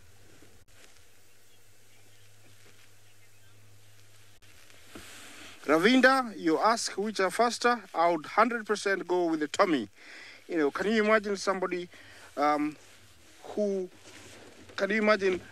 somebody who outruns a cheetah? I will still go for Thomson Gazelle. You know, I have seen Thomson Gazelle outrun cheetah a few times, and usually they actually outrun them by making those very sharp angles. That's how they do it, and they do that running at almost 70, 80 kilometers an hour, and they can keep that pace for over 150 meters. So I would still say the Thomson's Gazelle is much faster than the Impala.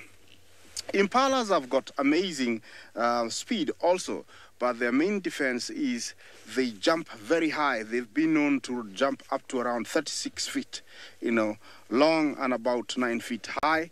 So they are actually, that's their main defense. That's what they use to get away from everybody. This guy is walking very cautiously, making sure everything is safe. Oh, that was cool. Yeah, he has decided to move to the other side of the road. Yeah, but he's being very careful, watching the ground. Yeah. You can tell how easy it is to the road, on the road to walk. So he's going to the plains there. I don't know what he has in mind, but he's walking quite fast, and looks like very soon, everybody else is gonna follow him. Yeah, he's going quite fast. He's on a mission. I hope not to get eaten, but something else. Oh, there's another one over there. I think that's what he's going for. I couldn't see the other one. Oh, looks like some females, and he's interested in them. So he's gone to claim them because there's nobody. This is typical. Male Thompson's gazelle will try and take over females that have not been taken, and make them all theirs, so that they can have as many offspring as possible. Brian, you asked me if there are springboks in the Mara. No, we don't have springboks in the Mara. We don't have them in Kenya. They only occur in southern African countries. Actually, I've never seen one myself. I've seen them on documentaries, but the best place I know that I've read and seen is South Africa is the best place to see them. They do look very much like the Tommies, but they have that funny looking crest on their back. That's the main difference, and also the jumping is quite interesting. Yeah, we don't have them here in Kenya, the springbok. We do have the beautiful Thompson's gazelle, and we do have the Grant's gazelle, which is very similar to the Thompson, but slightly larger.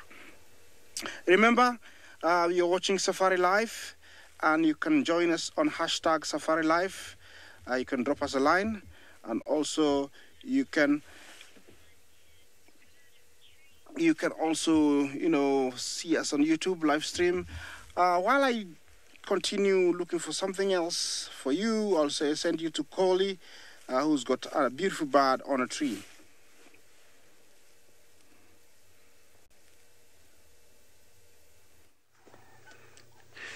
Isaac, you are the luckiest fish today, you and David. So now we have our beautiful bird, but most people, they say this is the ugliest bird you can find. But for me, it is good looking, hey? We took a round around this block where we saw the vultures. Why we do that is because we saw the marabou stock, so we thought there might be a carcass lying around the block, but we were not lucky. Because marabou, they don't just chill with the vultures. They do if there's some meat around that space. So this is one of the biggest birds, heaviest birds, tallest birds. He's the biggest of all the stocks we can find around here, which is the marabou.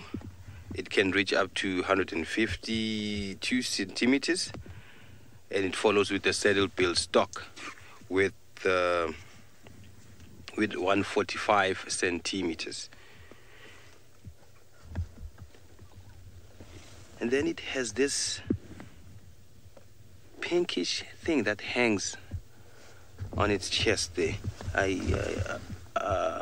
There's a lock there. We can't really see that. So this thing, I've always asked myself, what's the function of this thing? But I didn't find any valid answer. But my theory was, I think it goes with thermoregulator reasons. So I think it can cool its body, but I'll look more information on that. And you can see it is a flesh eater. You can see the beak is so strong.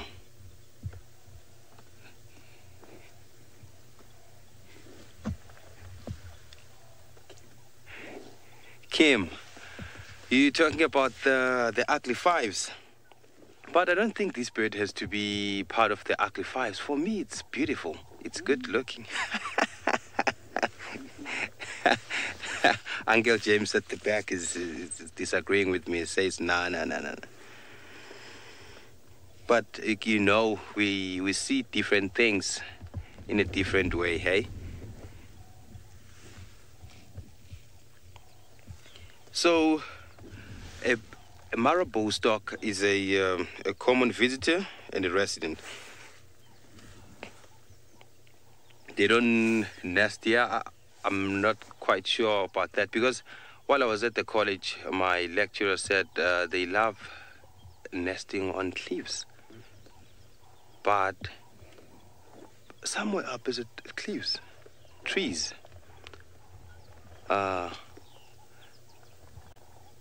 So I've seen most of the stocks, they love to nest on the trees. They are tree nesters.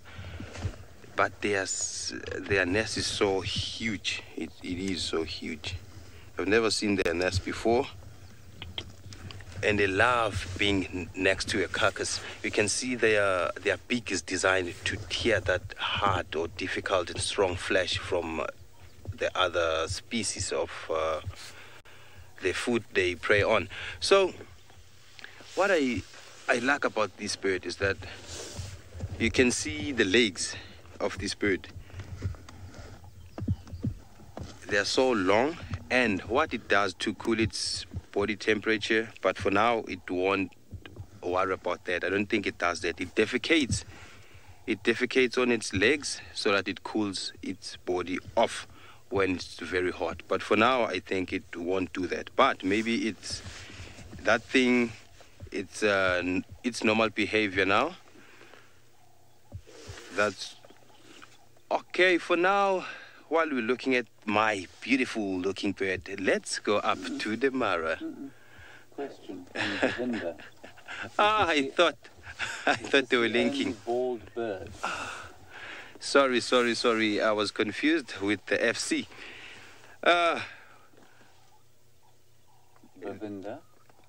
Bavinda, is this the only bald bird? Mm-hmm.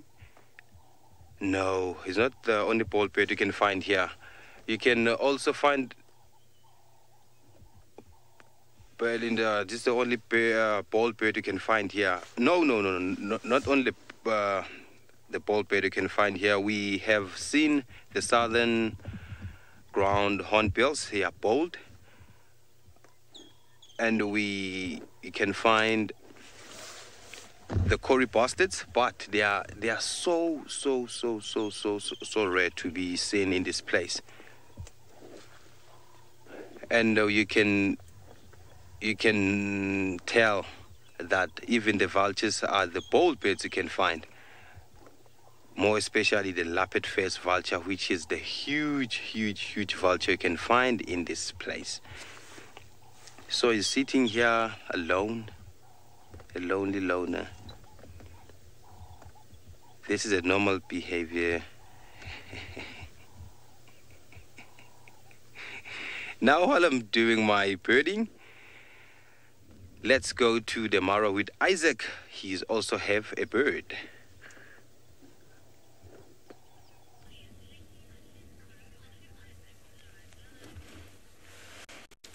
Here we have the beautiful Egyptian geese.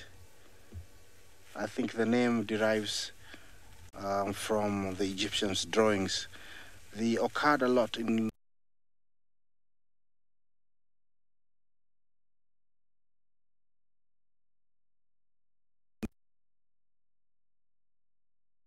taking seeds. That side flicking of the head is pulling seeds off the grass. Very busy, very far out of water. And this is a pair. I cannot tell male from female at this distance, but they are very busy, very cute.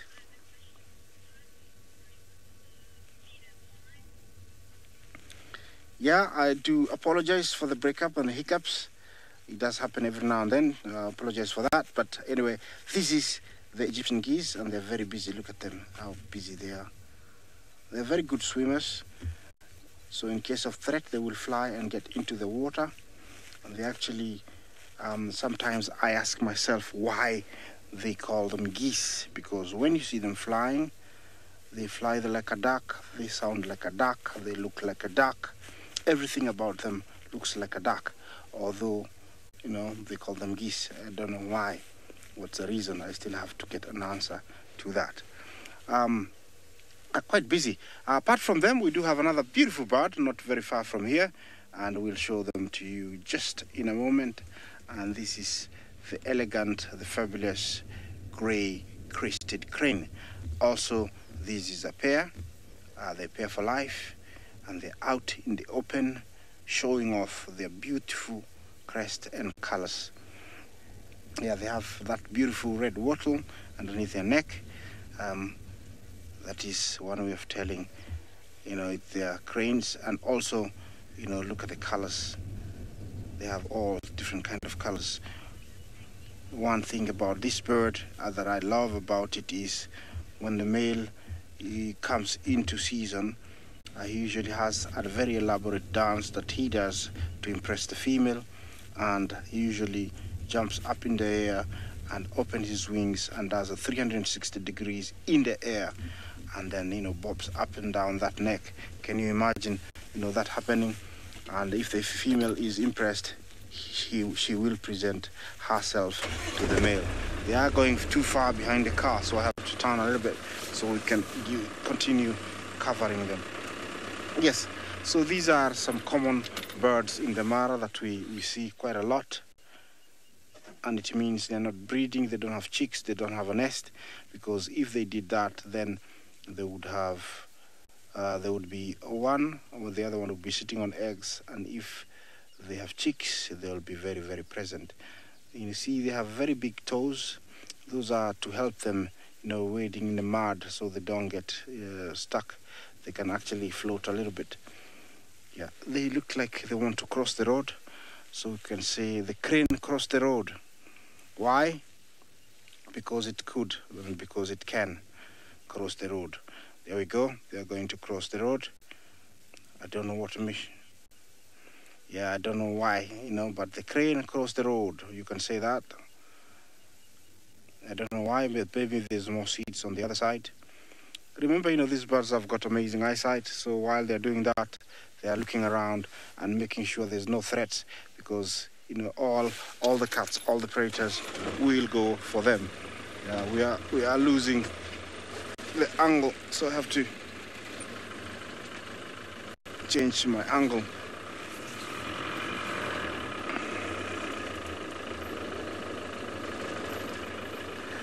Anna Marie said they crossed because they wanted to go to the hair salon. That's cool. I like that. So the crane crossed the road because the salon was on the other side of the road. I love that. That's really cool. Yeah, the light is really beautiful on them. Look at that. We'd like to share them again with you. They are really very, very, very colorful. Look at that. Super, super cool. Yeah, look at that. Yeah.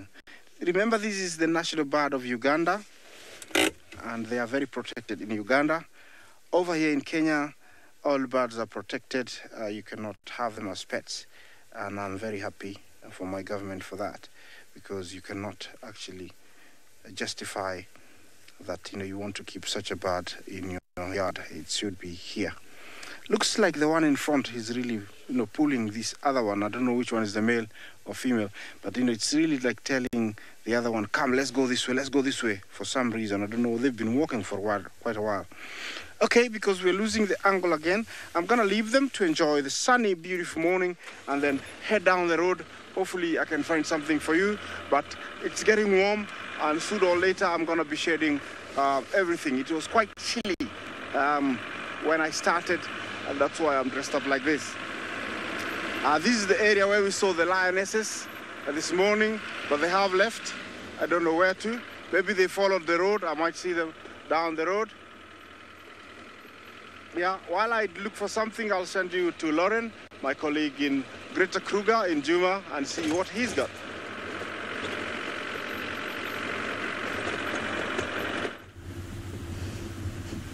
Yes, Isaac, I am indeed chilly, very chilly. Please send some heat our way. My face is absolutely soaking wet. I've been trying to cover it with my snood, but I am absolutely soaking here. So we found the lion tracks, but I've just heard that they have since crossed over into an area we cannot go.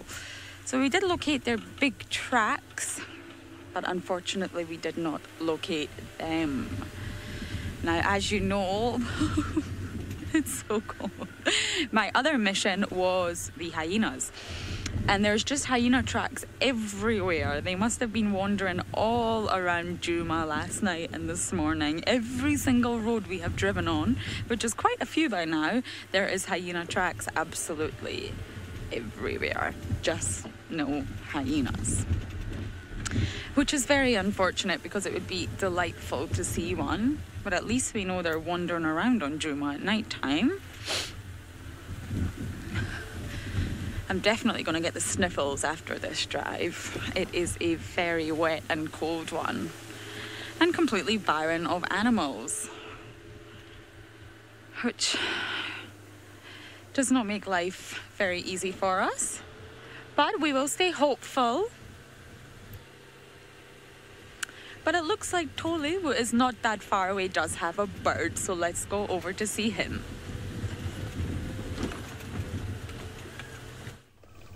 216. You're live.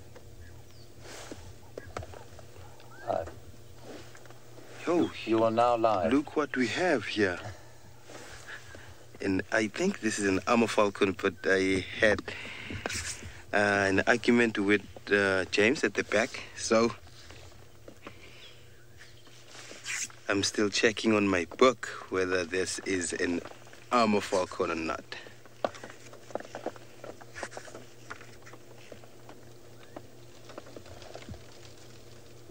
Yes, for sure, this is an armor falcon. Yes, these birds, they feed on insects mostly. That's why you'll see them normally flying around as a flock. They love insects, but they can go for scorpions. They can go for not scorpions. What am I saying? They can go for other small insects. They can go for lizards, small lizards, and then they can also go for termites. They do love insects. They prefer insects than any other male, these birds. So they are aerial feeders, I can say that. Fly catchers. Yes, they are aerial feeders and also fly catchers because they feed mostly in the air. So I had a question earlier on from the viewer that wanted to know about the bold birds you can find. Birds you can find around here. So I made a mistake. I thought the viewer was talking about bold means courageous. So the viewer was actually asking about the birds without hair, that lack hair on their head. So it's a Marabout stock. We have the guinea fowl. We have the vultures. And a turkey, but we don't find turkeys here. So I'm making an example of a bold bird. So which is a turkey.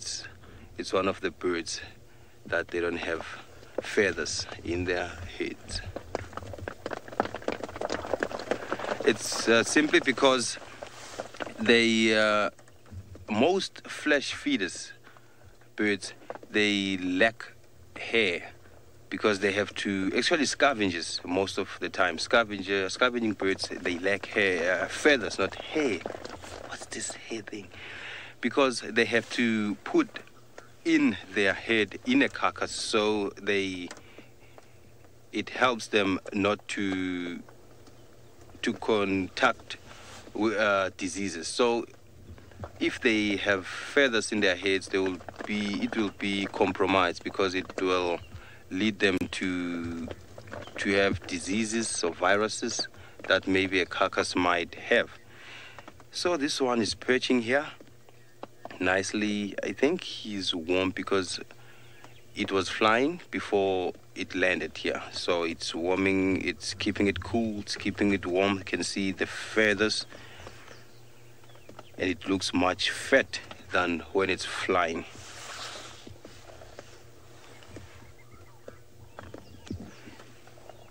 So normally you find these birds in a flock or in huge numbers, but now it's here alone. Some maybe they are perching somewhere else to keep away from the rain. And this one, maybe I thought it was a little bit hungry, so it went for search of a meal. Probably it won't. It's hard to find flying insects around this time of the day during this weather. So maybe he will be lucky to find an insect or to catch an insect. He decided to have this grooming time now. No insects, buddy.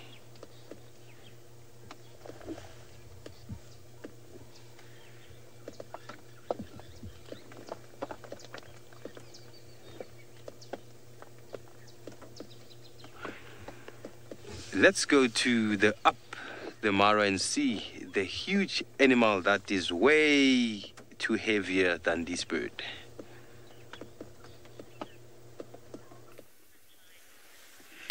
Yes, Oli, from your quiet birds, we have wonderful sunshine in the Mara and one of the greatest views that we got. I'm sure we have seen elephants before, but the reason I stopped here is because earlier at one point, Lauren had seen a huge tree and he called it an elephant. Now, what I'm trying to say here is there's one huge difference in terms of the habitat of Juma and the Mara Triangle. Because here where we are, you will not mistake a tree for an elephant. We're very lucky here. We have open plains, and that elephant, you can spot him, I would say, from 5 kilometers away without any doubt or mistaking him for anything else. How lovely is that? And this is the Mara Savannah, which gives us one big advantage of spotting the big game, especially from a long distance. But as things look now, the grass is growing taller every day, and sooner or later we'll be having a sea of grass. And it'll be quite a challenge to spot. It will be quite a challenge to spot, say, cats from a distance. Well, talking about the trees, Paul, you see both in Juma and in the Mara Triangle, we do not have the marulas here. And the closest marulas I would say we have from here are in a national park called Serengeti as they move further down towards Tanzania. But we do not have the marulas in Kenya at any one point, and more so in the Mara Triangle. We have all other types of trees, but the marulas are not found here, which I think could be the time for them now to start fruiting, and I'm sure they could be dropping lots of fruit. I'm sure Oli or Lauren will be telling us about the season, if they could be coming into season now. And the only trees that I could say are coming into season right now in Kenya are the mango trees or mangoes. We got mangoes here that will grow, widely out here. We don't have to grow them. We don't have to have farms to grow mangoes, but just like the marua trees will have mangoes just growing widely and naturally. So I haven't seen elephants in this particular area because you don't have many mangoes in this particular area, but there's certain parks in Kenya, like one called Savo, and we have mangoes that grow next door, and you've seen sometimes elephants just knocking those trees just as they knock down the marua trees and feeding on them. Well, I haven't got too very much good news, I would say, about the waffles, because I was lucky to meet the researchers I was talking about who research on the North Clan. I'm talking about the hyenas. And they did not give me very good news because they told me for the last, I would say, 3 weeks, they have not seen the waffles. The den was relocated, as I was saying earlier before, or they have repositioned themselves 2 times, and they got no idea where the waffles have gone. So they're saying, just like them, if we can help them trace or find out where the den is, it will be very good news.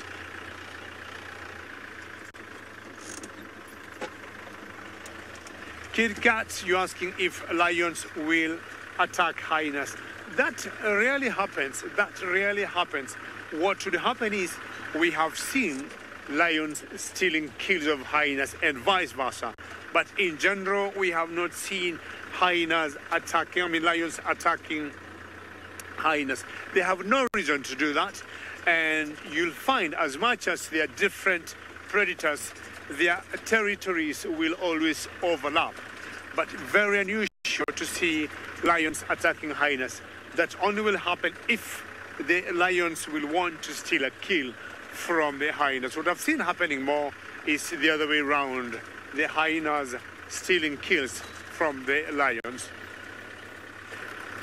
I haven't given up on looking for the waffles because what the girls told me of the Michigan State University is just keep looking in any raised area, and they're telling me, or they're confirming what I thought earlier, that the waffles moved away from the den because water got into their burrows. And with cubs, definitely they don't want the cubs getting water because they're fluffy. They could very easily get some infection. So we are working together to with the girls there of the Michigan State University, hoping to get these hyenas and finding out where their new den could be. So let's take you back again to South Africa, to Roland, and find out whether she's equally frustrated like me or she's doing better than me. I know exactly how the North Clan feels struggling with the rain because I am also struggling with the rain. Maybe hyenas really are my spirit animal. But obviously David was just talking about lions attacking hyenas, and some of you probably know about the big attack that happened here on Corky. Oh, I miss you, Corks, with the Avoca male. Now, I wasn't on the drive, but I was in final control watching. As we do, just watching the show, finding out what's going on. And I think it was Sydney. I could be wrong, I think it was Sydney. And was it not you, Craig?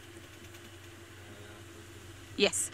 So we're just watching Corky, who actually brought a carcass back to the den. And this is when the den was at Philemon's cut line.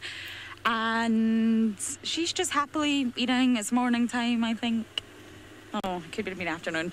I'm not sure about that. But she was eating, and all of a sudden, the Avoca male just came out of nowhere and went for Corky. And I remember just sitting on that sofa. My heart was in my chest. I don't think anybody expected it. And it was just a very, very traumatic incident to watch. And obviously for a long time, we were really not sure exactly what was going to happen to Corky. And she was badly injured, but of course she did bounce back. And when I watch interactions between hyenas and leopards, they're very different from what I see with hyenas and lions. So we did have the Nkahuma Pride yesterday, and we decided to leave them because there was other vehicles wanting to come into the sighting. And of course, we'd been with them a very long time, so we did leave. But apparently, just after we left, 2 hyenas showed up. Now, I'm not sure who they were, but apparently they were just minding their own business and just being hyenas walking along. And then they realised they had just walked into the Nkahuma Pride. And apparently was quite entertaining to watch. They just saw the lions, or they could smell the lions, whichever.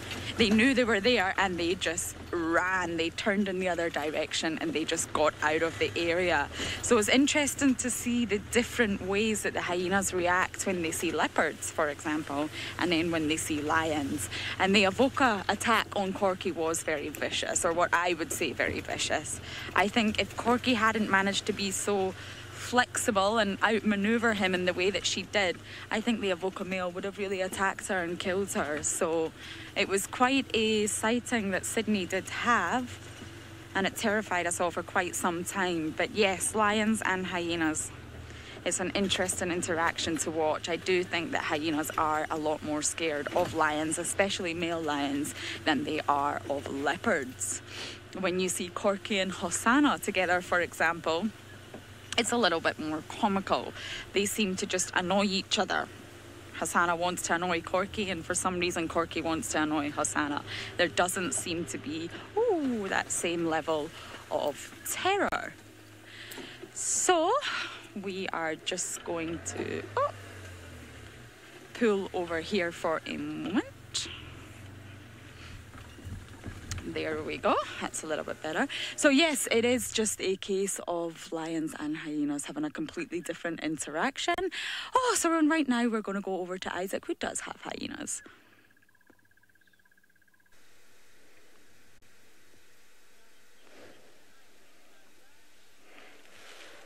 Here I have a lone hyena, quite in the middle of nowhere. I would say this is one of the South Clan members. I don't know where he's going, but he's been walking all over the road, up and down. Sometimes they pretend not to be interested with anything, then all of a sudden they surprise whoever is unsuspecting, very much like what they portray them to be. Cunning hyena, as cunning as a hyena, that's what they do. You can tell he's walking there, investigating. I don't know what he's up to. I'm gonna follow him as he goes there and see. He's quite a distance from me, and see what he's up to. Maybe he had hidden something in the water. Sometimes they put an old skin that that is very hard. They put it in the water so that it softens, and so they can eat it. Sometimes they do that, and sometimes they pretend not to be interested with anything, and then they go for something all of a sudden. He's just disappeared somewhere up there. I don't know where he's gone to. We're just gonna wait him out here. I don't know. Maybe James might pick him up with the camera. So, here he comes back. I don't know what he's up to, but everybody is very skittish. Everybody is very wary because, he can't turn around and start chasing whoever is around. I have seen them go for a big animal as big as a wildebeest and a topi, and here everybody is very wary. You can tell everybody is very, very skittish and trying to get away as much as possible, because if he decides to go for one, and if they snooze, if he gets them, then the tables might turn. He might not release them. There might be a meal. This animal is one of the most efficient predators I know in Africa. They're actually much more efficient than lions, leopards, and cheetahs. They are second actually to the wild dog. Their success rate is much higher. Is almost about 7% of everything they go for, they will get it. So they are very, very successful. They are clan members. So this is from one of the clan, and he looks like a male. Males are actually much smaller, and I can tell by size. And you can see their teeth mostly. What is happening there is he's smelling. They do pasting, what is called pasting, where they use the anal glands to put a certain paste on the grass, and usually that is sending a message to other clan members or intruders. So when you come here, don't go eating for grass, otherwise you might eat something very nasty that can give you a disease. So avoid the grasses here. Tweety, you say, I hope he finds his clan. Definitely he knows where his clan is. I think he's one of those that is a rebel, and he has decided to hang around by himself. We do get, scouts like this that go walking by themselves, and then if they find something that they can bring down, they'll call for the cavalry or the entourage to come so that they can bring down whatever it is. And sometimes if he finds something by himself, he'll bring it down and eat it by himself. Sometimes, they are forced in a clan to separate like this, because maybe whatever they've been killing because he's a male, he's not allowed to eat as much as the others. So he ends up hanging by himself. So whatever he finds is enough for himself only. You can tell he's not starving though. He's quite fine and busy, heading somewhere, maybe back to the den, to the rest of the family. The animals love the tracks here and the roads. They're easy to walk on, they're dry. Yeah, so, they love the road. It's dry, it's nice. Yeah, it looks like he's going to camp because that's the road that leads to camp. I hope he doesn't get there. He won't be very welcome. Or he will be welcome, but he won't have any...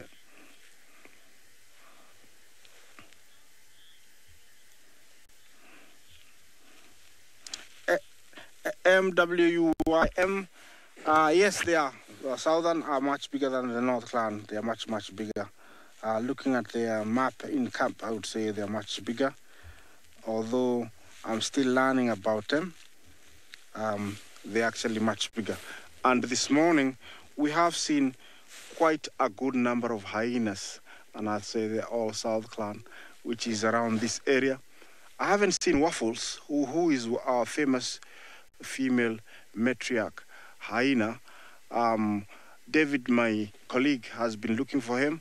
I also was looking for him, but we have been told that she has moved dens twice, and where she's moved it, it's very wet. We cannot get there, but we are hoping to catch up with her in the days to come. Yeah, over here to my right, I have the beautiful topi. Quite a lot of them. They're all here, all happy to be alive. Lots of youngsters. These were born in November, so they're only about 2 months. And you can see, yes, so they are growing quite fast, and it's trying to drink. Who wants some milk? Yeah. While this guy is trying to get some breakfast, I'll send you to my colleague David, who's got some guineas.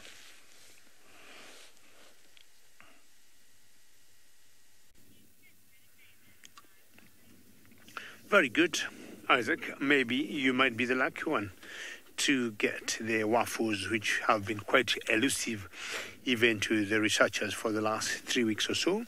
But in the meantime, I thought, let's play with these guinea fowls here.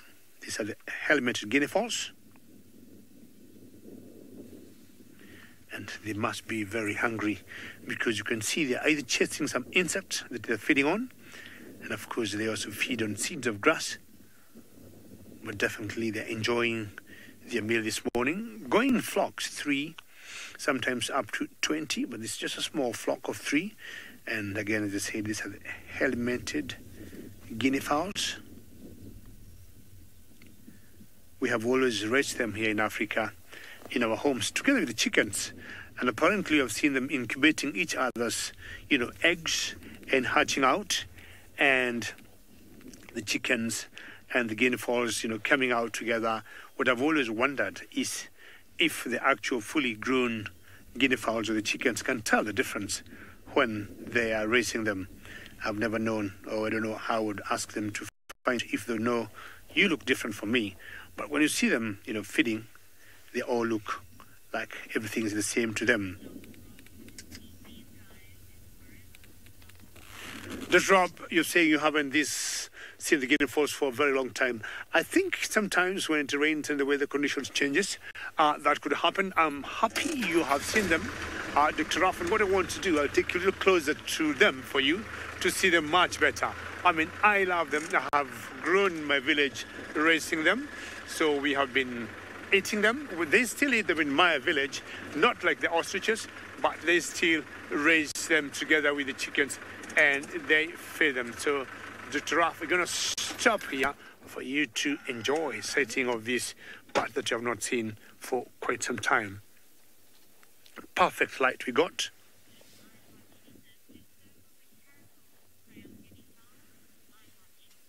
I had tutors, yes. The caracos and the savocats will prey on guinea hens, but the chicks, not on the fully grown ones. So you'd imagine the size of a caracal or of a savocat, and most of a savocat which are much smaller than the caracos. So I highly doubt they would go on these fully grown ones.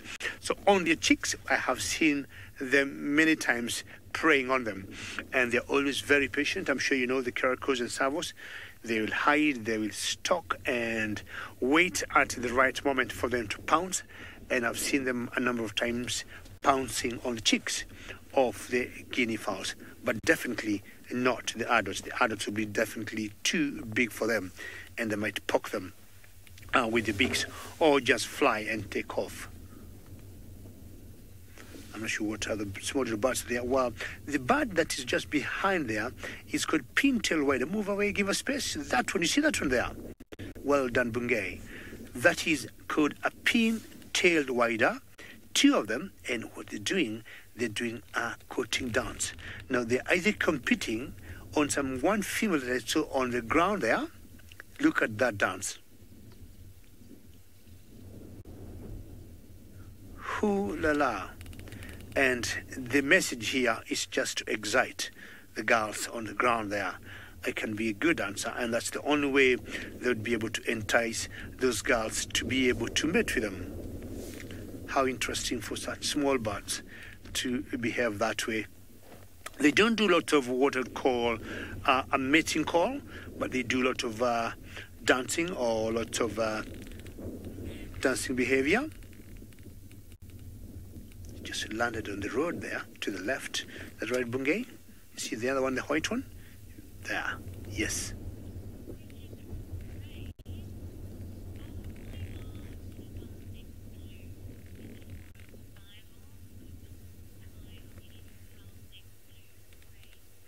Gray, I would not be able to tell you why the necks of the guineas are blue, but looking for survival, I do not know how they would blend in. Maybe that's just how evolution, how they have been designed, because I'm trying to imagine them blending out here in the African wilderness. That could be partly blending in, maybe to camouflage and hide. But what I've seen, the males, when they are in their breeding plumage, the necks become bright blue. So the only reason I would say is like ostriches, when the males adjust to mate in breeding plumage, they become very pink on their legs and the necks. I would say for the guinea fowls, the males get very blue necks during breeding time. But for camouflage, I highly doubt, because the blue against the green, I would think they would very easily expose themselves. Not sure for a fact why they got those blue necks, because we've got different types of guinea hens. We got our guinea fowls, we got the vulturine, and the vulturines do not have that bright blue necks like these ones here. Well, they just sneaked away, and I was just hoping I'll be able to see that pintail wide again with its long tail, but I think Isaac might have stolen my favorite bird.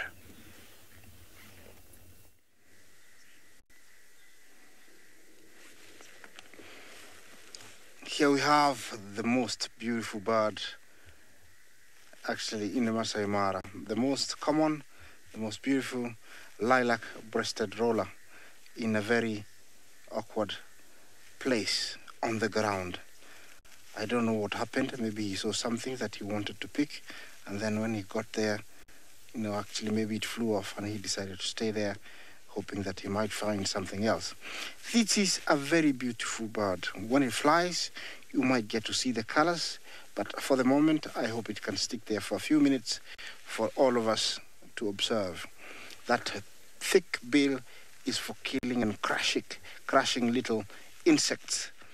And it can be very noisy, the lilac-breasted roller, one of the most photographed bird in Africa, the national bird of of Botswana, and very, very widespread all over Africa. Here in the Mara, you cannot go without seeing one. I hadn't seen one this morning, and it is really nice to see it. Yes, Dr. Rob, crown cranes, we just saw them sometimes back there, but you never know, we might get to see them again.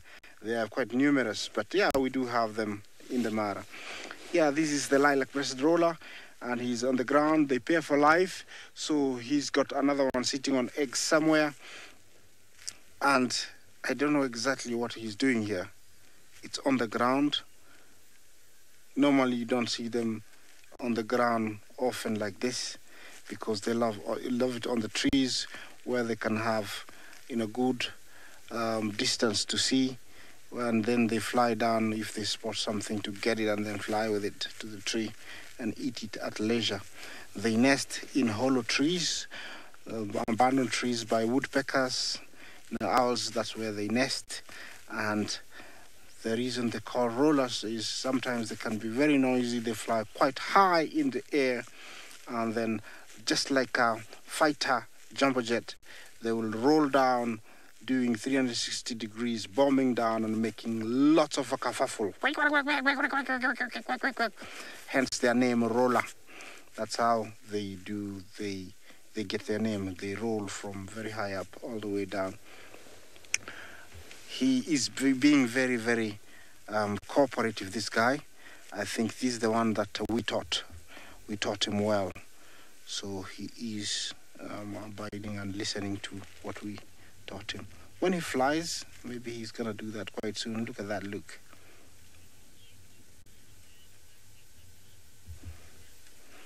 Jason, you ask why are the birds so colorful in Africa?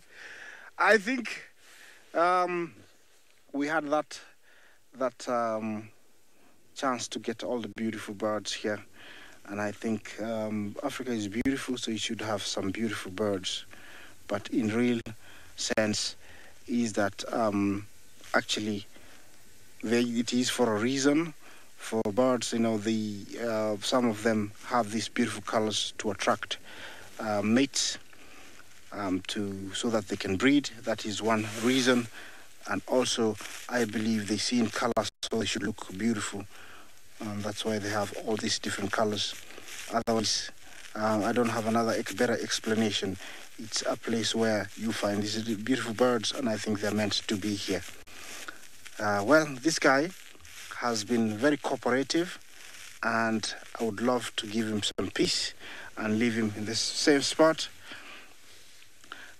Yes, I'll send you to my colleague Lauren, who's looking at some tracks on the road. I wonder what they are.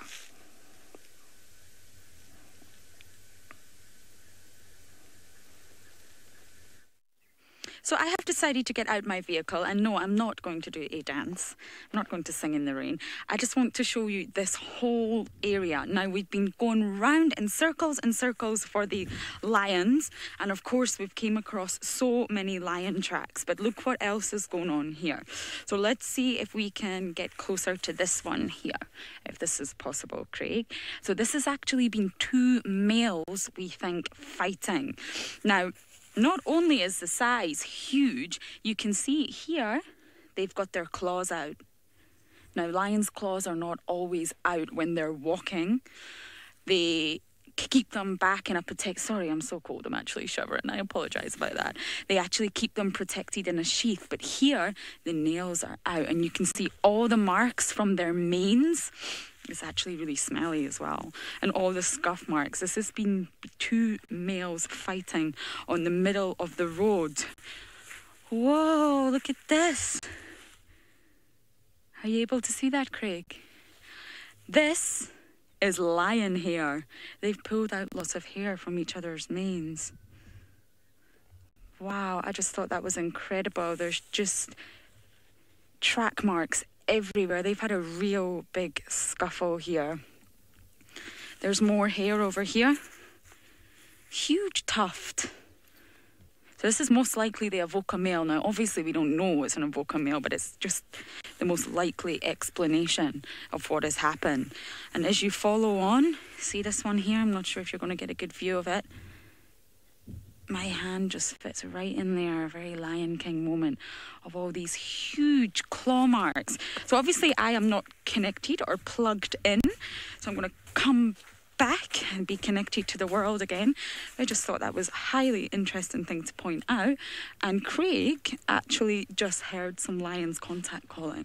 So we don't really know which direction they're coming from, but we are going to follow up. So I'm connected again. So these two males have obviously had a huge fight at some point. And I'm sure it was over a lady. I am more than sure it was over a lady. All the viewers are saying that's crazy. Yes, it is. We just came across it and thinking, what has happened here? We can see all these track marks, but what is actually going on? So, the contact calls were coming from the south. And there's lots of track marks everywhere. So, I don't know. The lions are keeping us going in circles here. There is other vehicles looking for them too. So they're somewhere, that's all I can tell you at the minute, but we are going to keep looking for them. Gary's asking how long ago were the lions there. Honestly, I don't know. We heard them coming from Craig actually mentioned that he heard them coming from the western boundary this morning, and there's tracks just all over the place. The other vehicles that are out this morning have heard them coming from this boundary, which is why we came up here. And those scuffle marks that we have just seen from those males having a fight do look quite fresh to me, because it did rain through the night and it's still drizzling in the morning. So when the ground is wet like that, the print embeds quite heavily, so you can really see the track mark.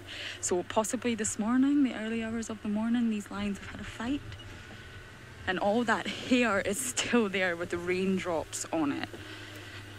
So I'm just trying to think which way we shall go. So we are going to keep following up on these lions. You never know, we might track them before the show is over. But let's go across to Tolly, who is an interesting bird.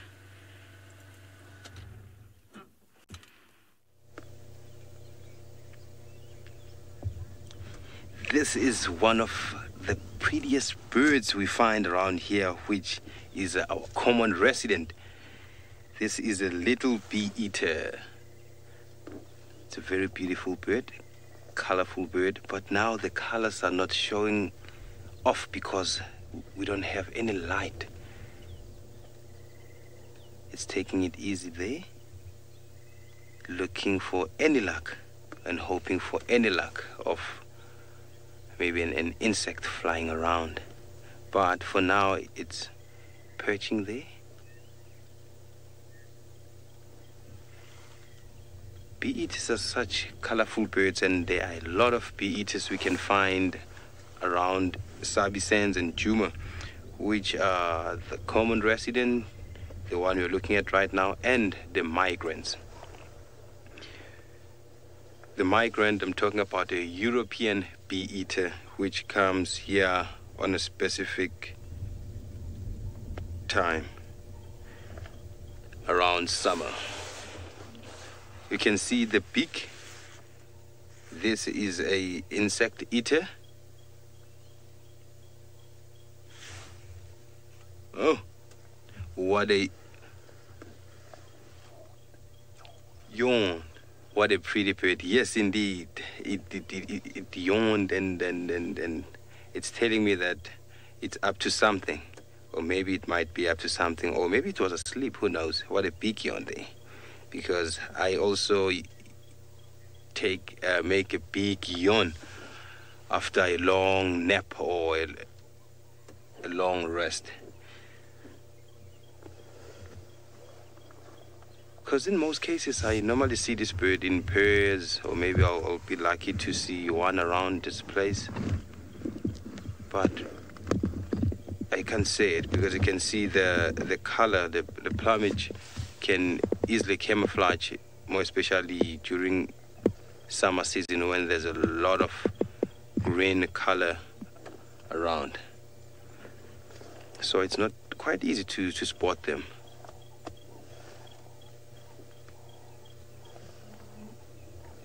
Let's listen to the other calls.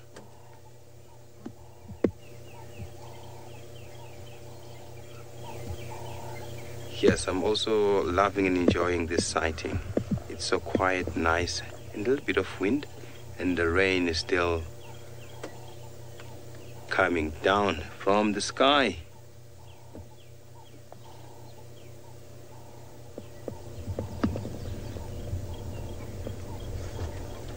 You can hear the Miombo wren warbler. That bird, I only know it's called, but I've never seen that bird. So while we enjoying this little bee-eater sighting, let's go to Isaac following up on something.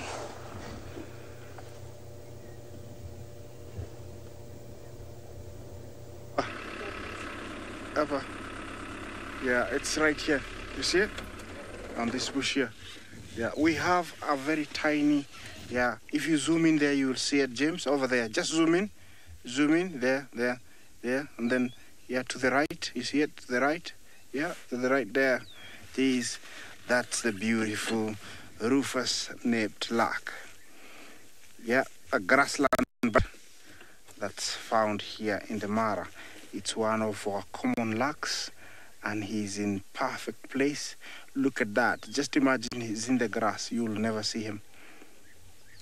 Larks is a family of birds that feed mainly on small insects and seeds in the grass. And that is one of those guys we find in the Mara. Sometimes it's very hard to, see him on camera like this, but it's really, really nice that the light is beautiful. It's on our side. And also, he's behaving. We also taught him well. I think he has listened to what I told him, that when I arrive, he has to sit there and wait until, I'm satisfied. Then he can fly. And I think he's doing that very well. Do you hear the call?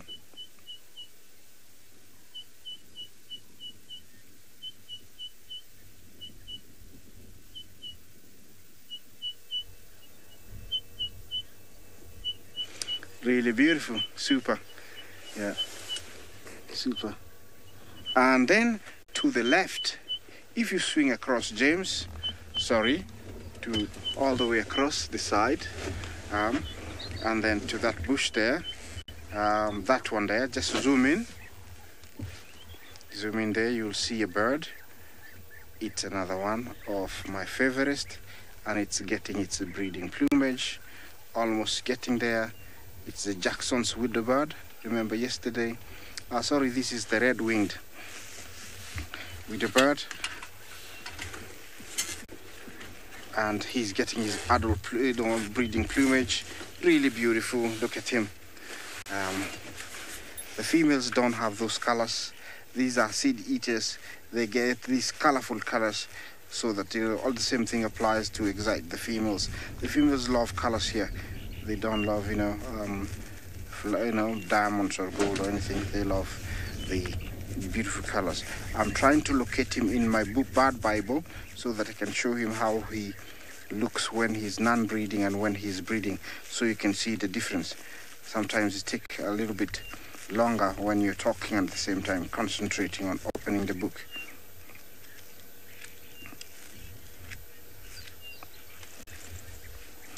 Yes, while I do this, let me send you to David, my colleague, and I'll be back here looking for this bird shortly.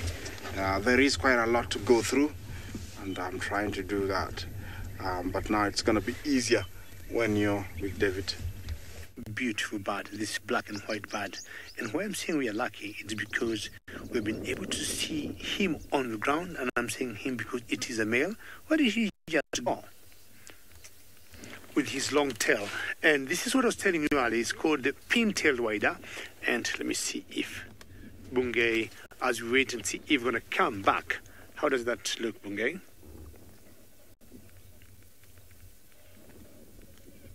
Yes. And that's the one on top there.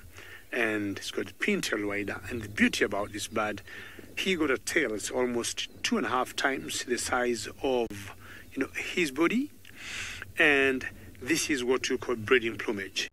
And the way he looks there, if you see him when it's not breeding, he is very different. And when he's not breeding, he loses the tail and he becomes pretty small. Now, I want to show you how a female looks like. And you might think these are two different bird species, and that is the female right there. And see how different she looks. So when you see them together, you might think, or when you see them mating, you might think these are two different bird species mating, but the females are totally different. Now, there's something very special about the tails of these males here.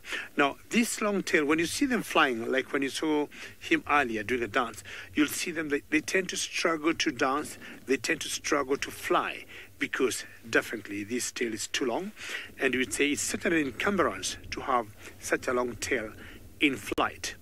But now, the females will in general mate with such males that have such long tails, because they reason able to survive with such long tails. They've been able to fly, feed themselves long distances flying. I mean, they must be very strong boys. They must be very good-looking males. And for that reason, they have very good genes. And that's why they tend to mate with them and not other males. Well, that's Mother Nature, and that's how things are here. So we'll keep moving on. And we'll always see these waders breeding this time around after the rains, when the grass have gotten taller. And of course, they'll be having a lot to feed on. All right. Waffles have disappointed me this morning, but I think I've gotten disappointed more by the researchers telling me, even them, this is their third week. They haven't seen them. But I think if the rains are going to stop, the roads are going to dry, it will be much better, and to be easy for us now to access the areas we think they could have gone. But as it is now, most of the areas are waterlogged, and the Mara have what we call the black cotton soil, which becomes very sticky, and you don't want to get stuck. One of the girls of the researchers was telling me they were stuck last week for about 2 hours in their Land Cruiser, which is a big, very strong machine, but they could not move until they got towed out by their friends. So, and they got just frustrated looking for the waffles, and they thought 3 weeks doing nothing was not the best thing for them. They need to research and find out what is the situation with the waffles, especially with the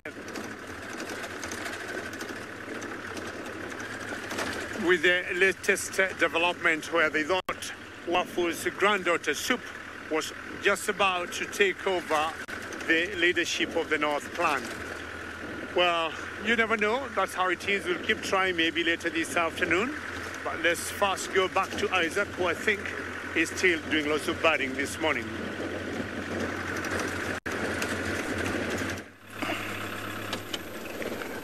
I have found the bird, but actually it was really hard to identify when it was there. But I think it had a tail that was this long and that shoulder. So it was a fan-tail widow bird. And if I look at the distribution map, it occurs here. So it was in the Hartlobe Smash, and it was in the Black Bishop. I would say it was the fan-tail widow bird. A really cool bird. Look at that.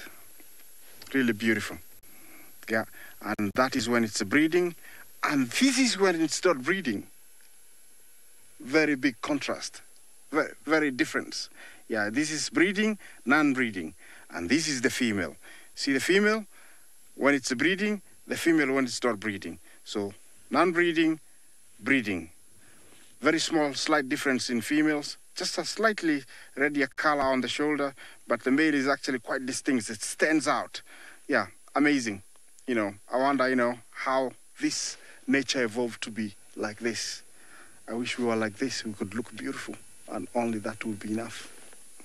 Yeah, beautiful. All right, I'm satisfied. It was a fan-tail widow bird.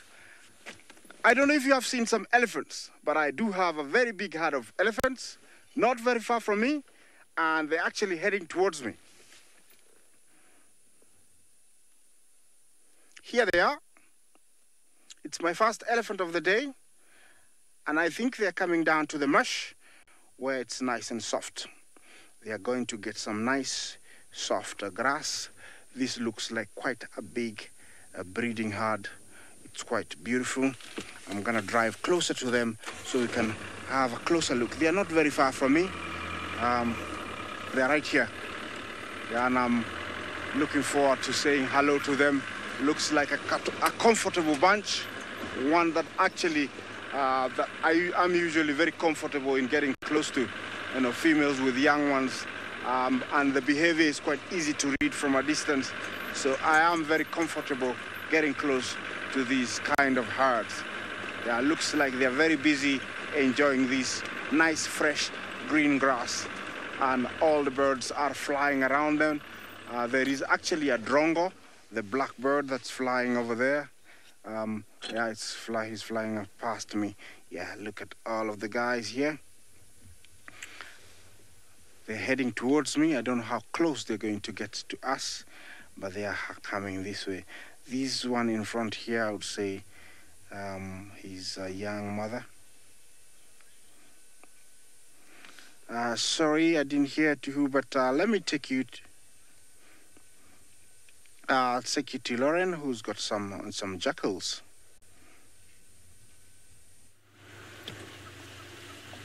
Not quite a lion, but look what we do have right up ahead. We have a black-backed jackal. Now, it just... Oh, don't disappear. This is not something we see regularly on Juma. It was right in front of us on the road.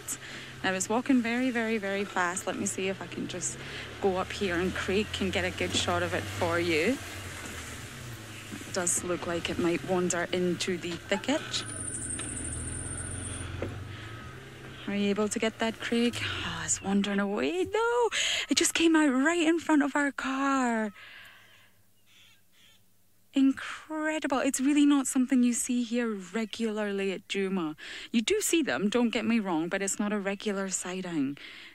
And it's just been pacing like a little fox right through the vegetation. It just popped out on the road right in front of our car. Wow, fantastic. That has made my morning. It has been a very cold and chilly morning, but that definitely made.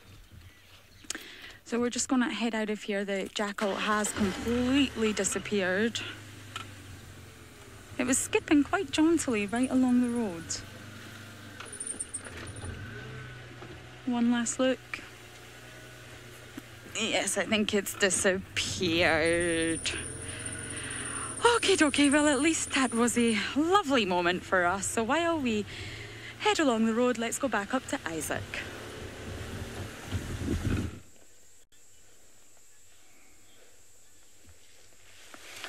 Here is another family of elephants about 70 meters to my left. The other family had just crossed the road in front of me, but this one is headed here.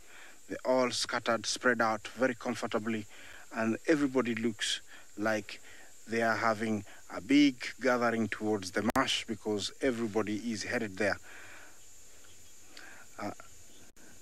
Yeah, looks like everybody is very happy because there has been enough food for everybody. Well, there is one without tusks, which is quite interesting, and he's walking quite fast towards us. I don't know what he wants to come and say. Yeah, I don't know what he wants to come and say, but let's see what he's gonna do.